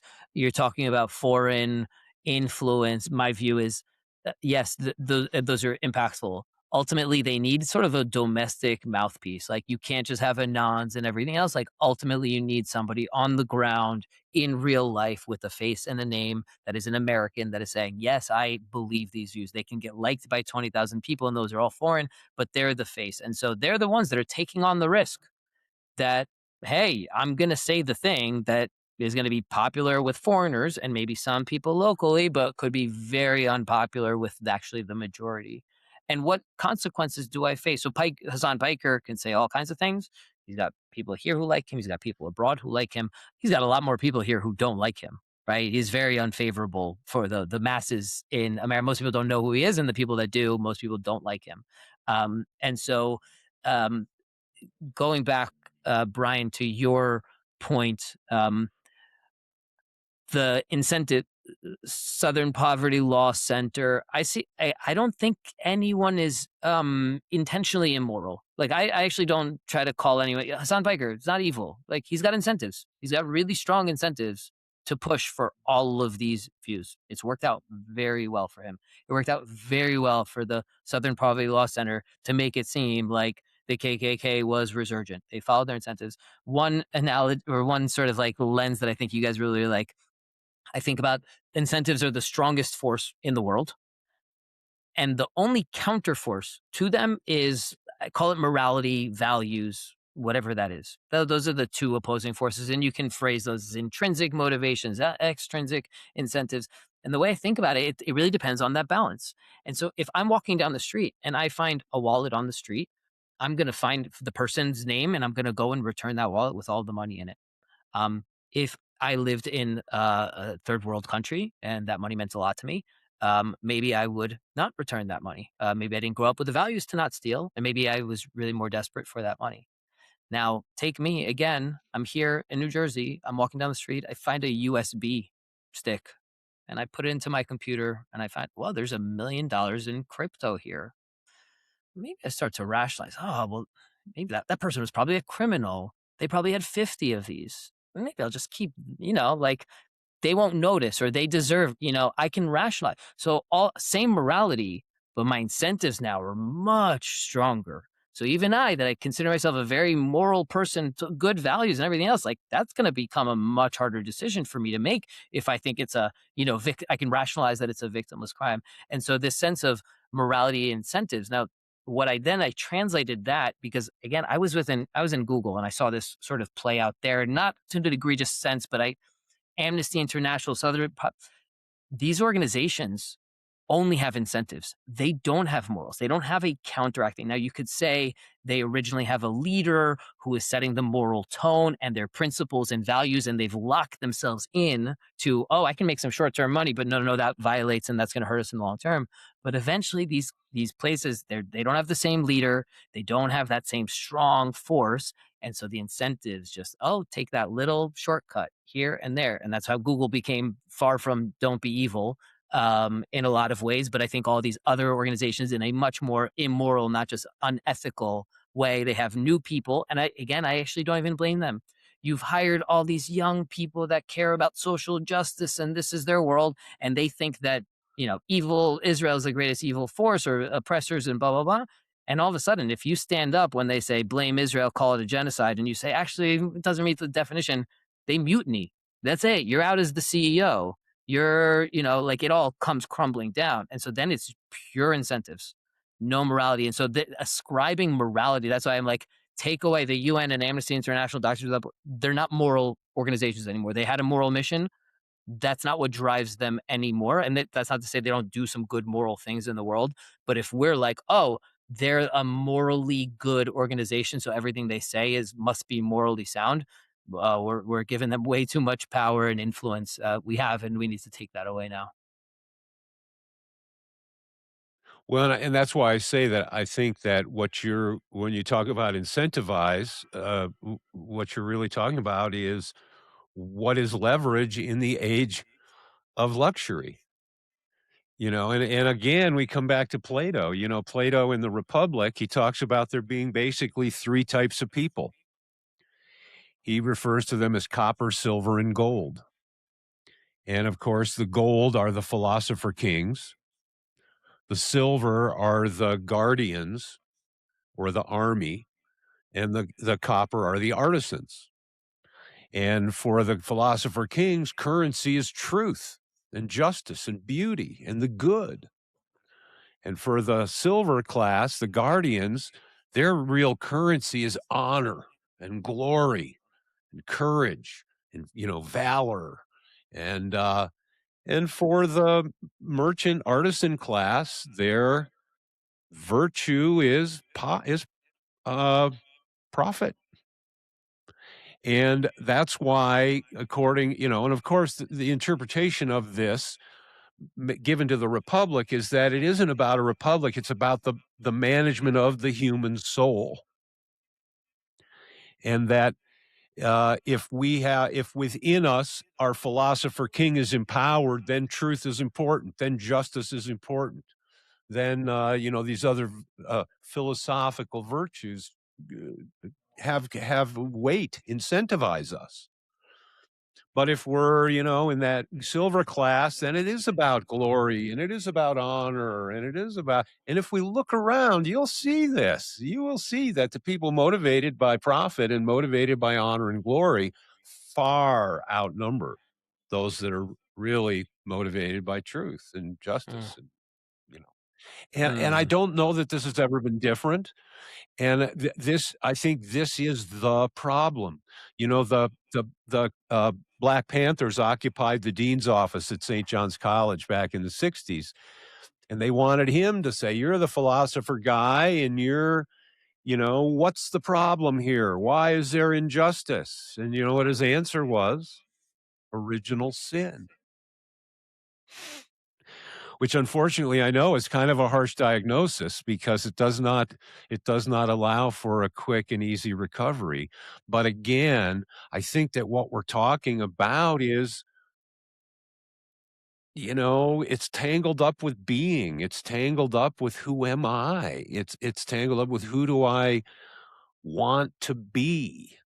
mm. And that's the level that I want to, that I always want to encourage. And I think that as far as these forces of people that are motivated by that, I know the vandals are at the gate and sometimes they win, but that's not really what's important. What's important is truth and justice and honesty, and our elites, they don't get it.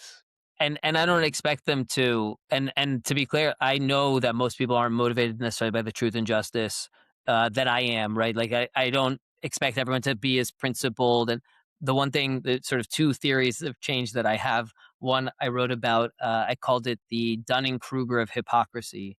I think most people, everyone's a hypocrite. Most people recognize other people's hypocrisy and not their own. And so what I'm trying to point out is we need to like, expose the people that are being hypocritical in their bigotry, right? Sometimes it's subtle, but if they're being hypocritical with double standards and things like that, I don't expect to change their mind by exposing the hypocrisy to them, but I expect all the observers to show them, hey, that person is being a hypocrite.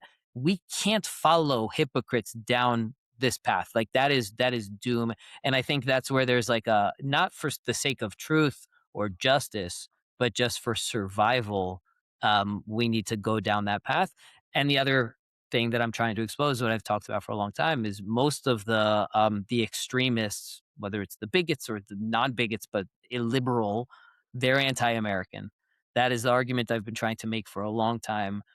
We as the people that love America, our values, warts and all, and criticize it, but still love it and want to see it, improved. And then there's the people that want to tear it down and sort of chant death to America, or want to see it sort of violated, our core values violated in some other way. I think maybe what's coming up for me here is what I'm seeing as a potential schism in the framework that you're proposing, which is the claim that incentives drive behavior, but looking for moral coherence in the majority to uphold those incentives and drive quote unquote good behavior. But what's the incentive for probably a better way to put it is, why would you presume that the majority is not also incentive driven but is willing to stand on morals? Um, I'll give one story, and then and how again, one of those things that inspired me a little bit, and how I think about restoring these. Um, if you remember, on October 8th, there were 32 Harvard student groups that signed a letter blaming Israel for what happened. We were all appalled. I think it was 3 days later, Bill Ackman sent out a tweet or a note, a memo to all of the CEOs on Wall Street that he knew. He said, "Don't hire these people who signed that letter." And a bunch of the kids, a bunch of the organizations withdrew their signatures from that letter. Now, a lot of people were like, "Ha ha," forget, whatever. They were sort of making fun of. I was celebrating because I realized he created an incentive on the other side. At that point, the incentives of these kids, and one of the first things I wrote after October 7th was a satirical piece. It was like, "Help, dear Abby, help! I've allied myself with terrorists," or something like that. And it was from the point of view of a young Harvard student who marched with George Floyd in high school and gets to Harvard, and all of his friends are in social justice circles, and he feels like he's doing good. And then somebody comes up to him on October 7th, says, "Sign this letter," and he's like, "What? That there was just a I no, that sounds so wrong, right? And morally conflicted." But then he's like, "If I don't sign this, I'm losing all my friends. This is it. I'm kicked out of all the clubs." He knows viscerally that's it. And so he signs that letter. And now Bill Ackman created a counter incentive. Now you have to think twice. Now there's actually going to be consequences for you to violate some moral code. And obviously we didn't identify, we didn't call it that at the time, but that's what it was. And so we need to create counter incentives. People are still going to make the wrong choices, but right now they have no incentives to not say the most extremist thing, because all the people around you in your circle are going to pat your back and say you're brave, and so celebrate Charlie Kirk's murder and make this funny video. And so that's where the Yeah, counter but that incentives come. implies that there's sort of a potential arms race of incentives, and whoever ends up with the nuclear incentive is going to drive behavior. That doesn't imply that there's that the morality wins out. I mean, I'm glad Bill Ackman had more leverage at that moment than the student groups at Harvard, but it's not a given that someone might not come along with more leverage than Bill Ackman, right? Which is why I try to talk about these being universal. Sorry, these being universal. So it's not like Bill Ackman was not representing, like, oh, just Bill Ackman and some CEOs. Like, he was representing, again, in my view, a more broadly held view that was a socially unacceptable, a morally unacceptable take, signature, whatever petition that was.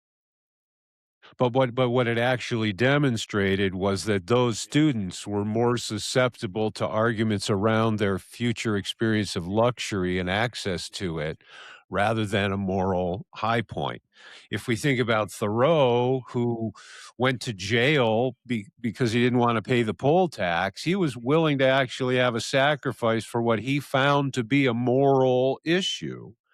But obviously, these students, their morality was performative. What was important to them was their future access to luxury, which unfortunately is just reconfirming the diagnosis of the disease that's causing all these symptoms. You see Well, what I mean? I wouldn't necessarily call it luxury. I mean, you can obviously call it that broadly, but like they just want to be part of polite society, right? They want to be part of the mainstream. They don't want to be social outcasts. Most people don't want to be social outcasts. Um, but I think some beliefs, behaviors, sort of dictate that someone should be a social outcast. And that's always Well, and been true. doesn't morality always seem to demand some sort of the personal cost? I mean, I think about Gandhi or MLK or it seems like these are the ones that end up what's the popular vernacular? Is this your hill to die on? I love It I want implies there's every a price to pay for morality, right? I don't want anybody to pay a real price for advocating against the war in Gaza, for criticism of Israel, sanction, whatever it is. That there's all very acceptable, very within bounds, and then there's the out of the bounds, and that is like you must pay a price. And if you're believing that so much, go ahead and say it. You have your free right to say whatever that is, and you will pay a price. And let's see how much you're willing to do that when it really costs you, because when it doesn't cost you, everyone's going to do it when it and especially when they have things to gain. That's why I believe so much in the sort of the social sort of incentives. This is all of their friends. This is who they know. They're going to be ostracized from their friend group, but they have to pick. You can't be on the fence anymore and say, I'm with the people that chant death to America, and I live in this normal world that, pretending like I want the best thing for America. It reminds me how we talk about fear and desire as kind of like the and third footnote bewilderment as the things that throw us off the virtuous path. And I guess I like what you're doing, but where I'm landing is that we're taking incentives, basically fear and desire, and using them as a stand-in for the virtuous path because we can't legislate the virtuous path. We have to kind of rely on every individual's coming around, and we have to rely on creating a cultural context that um, supports and promotes uh, people's understanding of the meta incentives of a virtuous path. Um, and I don't For- I I I think when we make that swap, we kind of take ideals into a material um, context. Like we say, well, we want you to be more enlightened, but since we can't count on that, we're going to pay you to act more enlightened. And I don't know that that is going to result in, and maybe this is basically Brian's point at the start of his setup, that that you can't externally incentivize your way to enlightenment. Maybe you're right, Erez, that you can create some cultural context, but it seems fragile to me when it's framed that way. it's fragile, but there's still shame, right? Again, like the KKK, like people felt like that was a morally, socially shame. People were shaming them, right? They're making fun of them. They're low class. But does that mean that their understanding of right and wrong I think changed? some of them do. I think some of them inherently learn that. It's the same thing as a kid that says some terrible thing, and the parents say, "You don't say that, and here's why." Right? You shouldn't say But the N word here's because why isn't yeah. about the incentive. The here's why isn't because you're grounded or because you're in timeout. So hey, it's a great. My latest essay was about I'm a big fan of bridge building organization. All the various organizations that do like bridge building between different groups and things like that. But if you can't bridge build with someone that is trying to literally set the bridge on fire. And so my whole thing is like, I will have we should have a conversation with Hassan Piker, but not on this neutral territory where he seems like, actually, I'm one of you. I'm no, we'll have it on the other. Just asking questions. Yeah. David Duke, right? He was interviewed on TV, but in the context of like, you are in this outside of polite society, and we're going to challenge you on your views and why you think they're better for the world. Let him have his speak and his day, and that's what I want. But let's not bring them onto the bridge and pretend. So this is where it's like, put them in social jail. You don't get to be part of the polite society. You don't get to like who would hire Hassan Piker into their place right now? Like, would their colleagues that are Jewish or Israeli or Republicans feel safe? I certainly wouldn't. And so it's one of those where it's like that they're a little bit on the outside. We can have their conversations, but as soon as they want to come back in, they can. And so we have to create some incentives for them right now, because all the incentives right now are on the other side. All the incentives are for extremism to pull you. You can make so much more money, and all of your friends will like you if you say the crazy thing. But where are the incentives on the other side to moderate? Even moderate just a little bit, even just to not say death to America.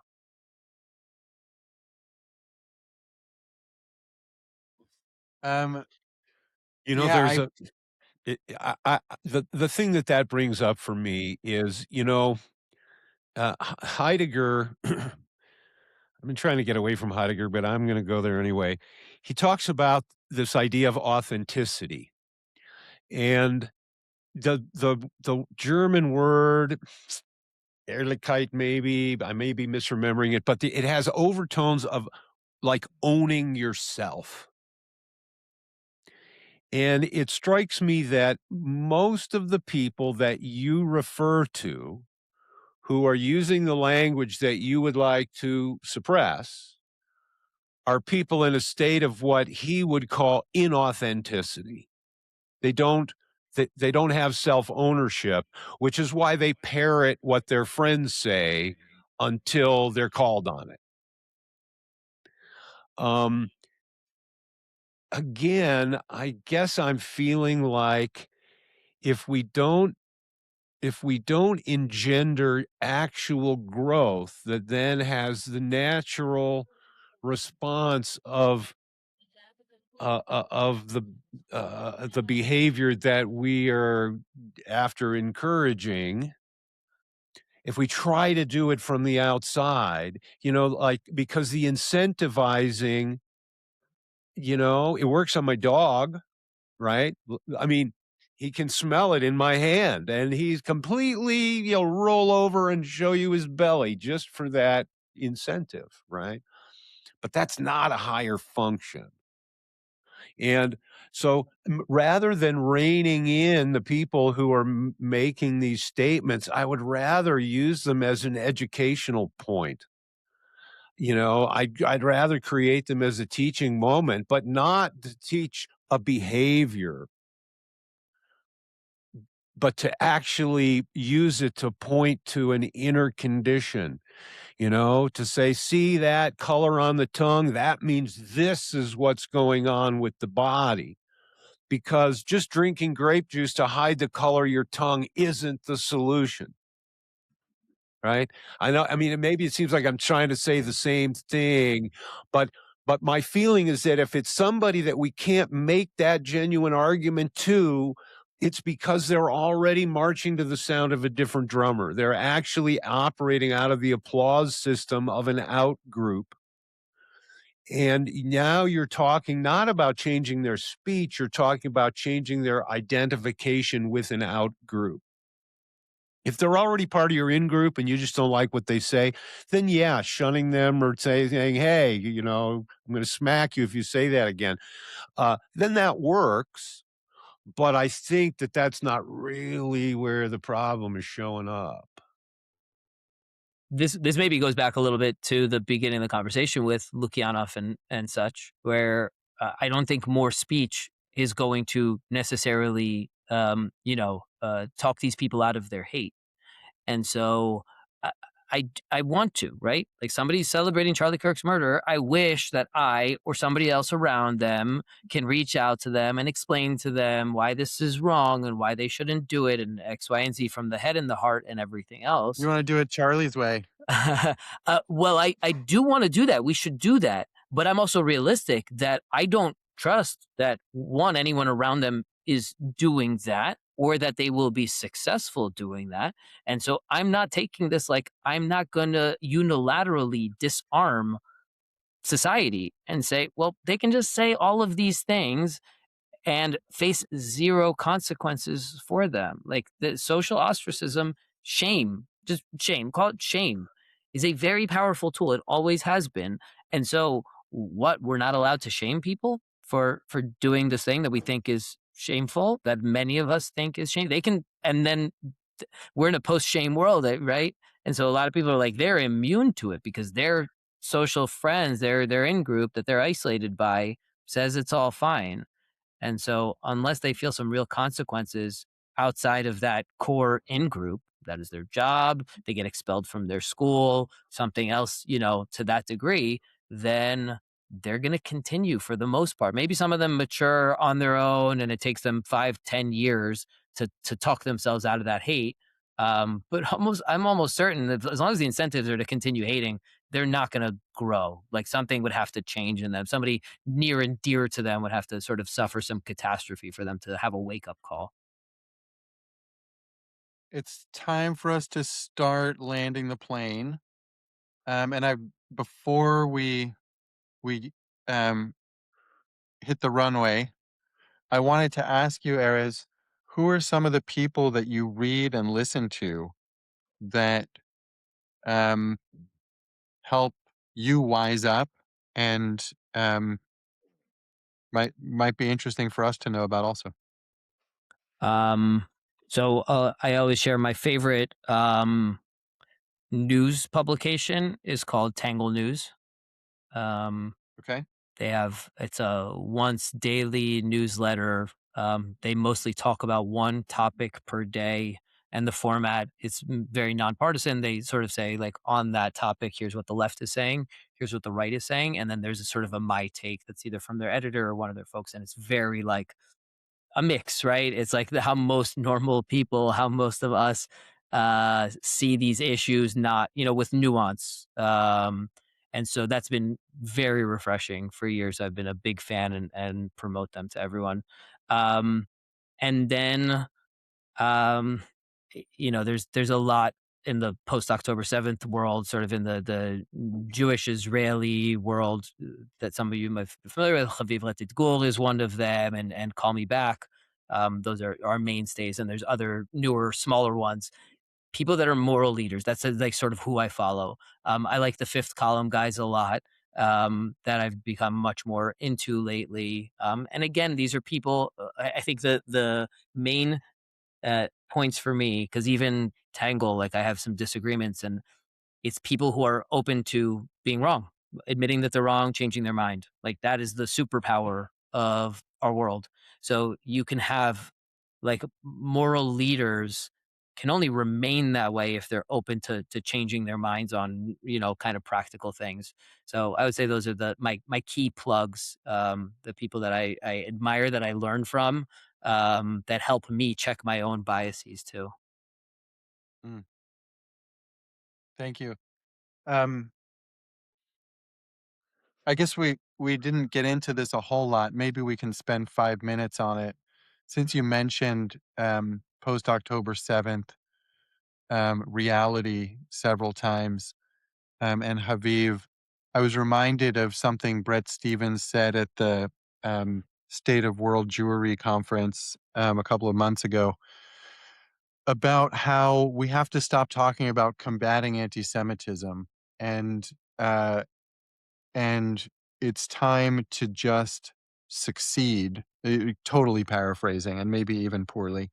But Jews need to focus on succeeding. Israel needs to focus on succeeding, and and thinking about kind of our the bulk of our topic today, and seeing Haviv kind of getting shamed on Twitter by bad actors just as often as the other way around, and kind of like wondering about that incentive structure. I guess more and more over the last few months, but before Brett's talk, but what he said reinforced it for me. Is kind of like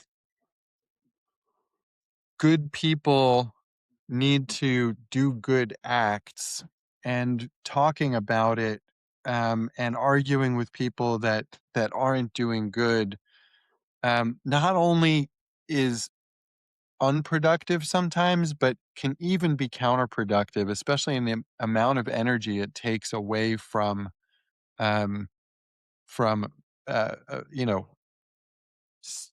whatever you want to, self-actualizing or doing good works, or whatever good means. So I kind of wanted to get your reaction to that too, and as it pertains to anti-Semitism and Brett's comments, which it looked like you were familiar with, but then also relative to your general topic about speech and hatred and things like that. Yeah, so I wrote a column right after that because that was right when the Super Bowl. It was a week before the Super Bowl, and if you remember the Robert Kraft ad, that also was sort of very scandalous. Um, so my column was called "Beyond the Bunker and the Billboard," where I don't like binaries, I don't like absolutes. So like both of them, have some things that are important and truths and things that we should do. But I prefer that we can't step away from fighting hatred, but let's universalize it. Let's not make this. I don't want to fight. Hey, protect the Jews. We're victims. Things. We should all be against bigotry, overt, hateful bigotry. Period. Against anyone, right? Like, don't make this about Jews. So then people that aren't Jewish are like, ah, it's not my fight. And this is where it's like my polls and my questions and everything else. Like, just go to 100 Americans and say, do you think it's okay to kill all the blank? And just say blank, any group. And I think 90+% will say, of course, that's not okay. Now, if you say, is it okay to kill all the Jews? Then, oh, well, what's happening in Israel? Then, well, they would say that's okay for Jews, but then would you say it's okay for blacks? No, no, that's not okay. Oh, that's hypocrisy. They realize that. I guess, yeah, you shouldn't be able to say that for the Jews. So that's why I'm very adamant. Let's universalize this because everyone has some skin in the game for not letting overt bigotry. Do you want celebration of Charlie Kirk's murder? Yeah, but he was a jerk. Okay, well then they can say the same thing about your favorite candidate, blah blah blah. And so I think people would get a keen sense that they're sort of not being principled, they're being hypocritical. So I want to universalize that fight. That was my point. I tried to make that point to Brett and to Robert Kraft. And again, it's I think the narrative land people agree with it. I just need to get into sort of more hearts and minds. Um, yeah. I like that better than the incentives and shaming framework. As like a central pillar. I don't know what you're going to do with this going forward, and if you're thinking about it has evolved at all, or will evolve as a result. But I like the mantra of universalizing, because I do think that uh, the people end up in their own bubbles and echo chambers and identity blinders, and forget that universalizing is a path to discovery in the moral world. Um, and yeah, I would support you leaning on that lever more. So That's I first of all, I always take feedback, and it's always good to hear what's sort of clicking for people. That's in my principle. I have the 4 principles for restoring these, and so there's sort of like what the red line is: overt, hateful bigotry. But then the second one, it has to be this universal sort of like everyone sees it. It's trans-tribal. It's not something that's like this minority view.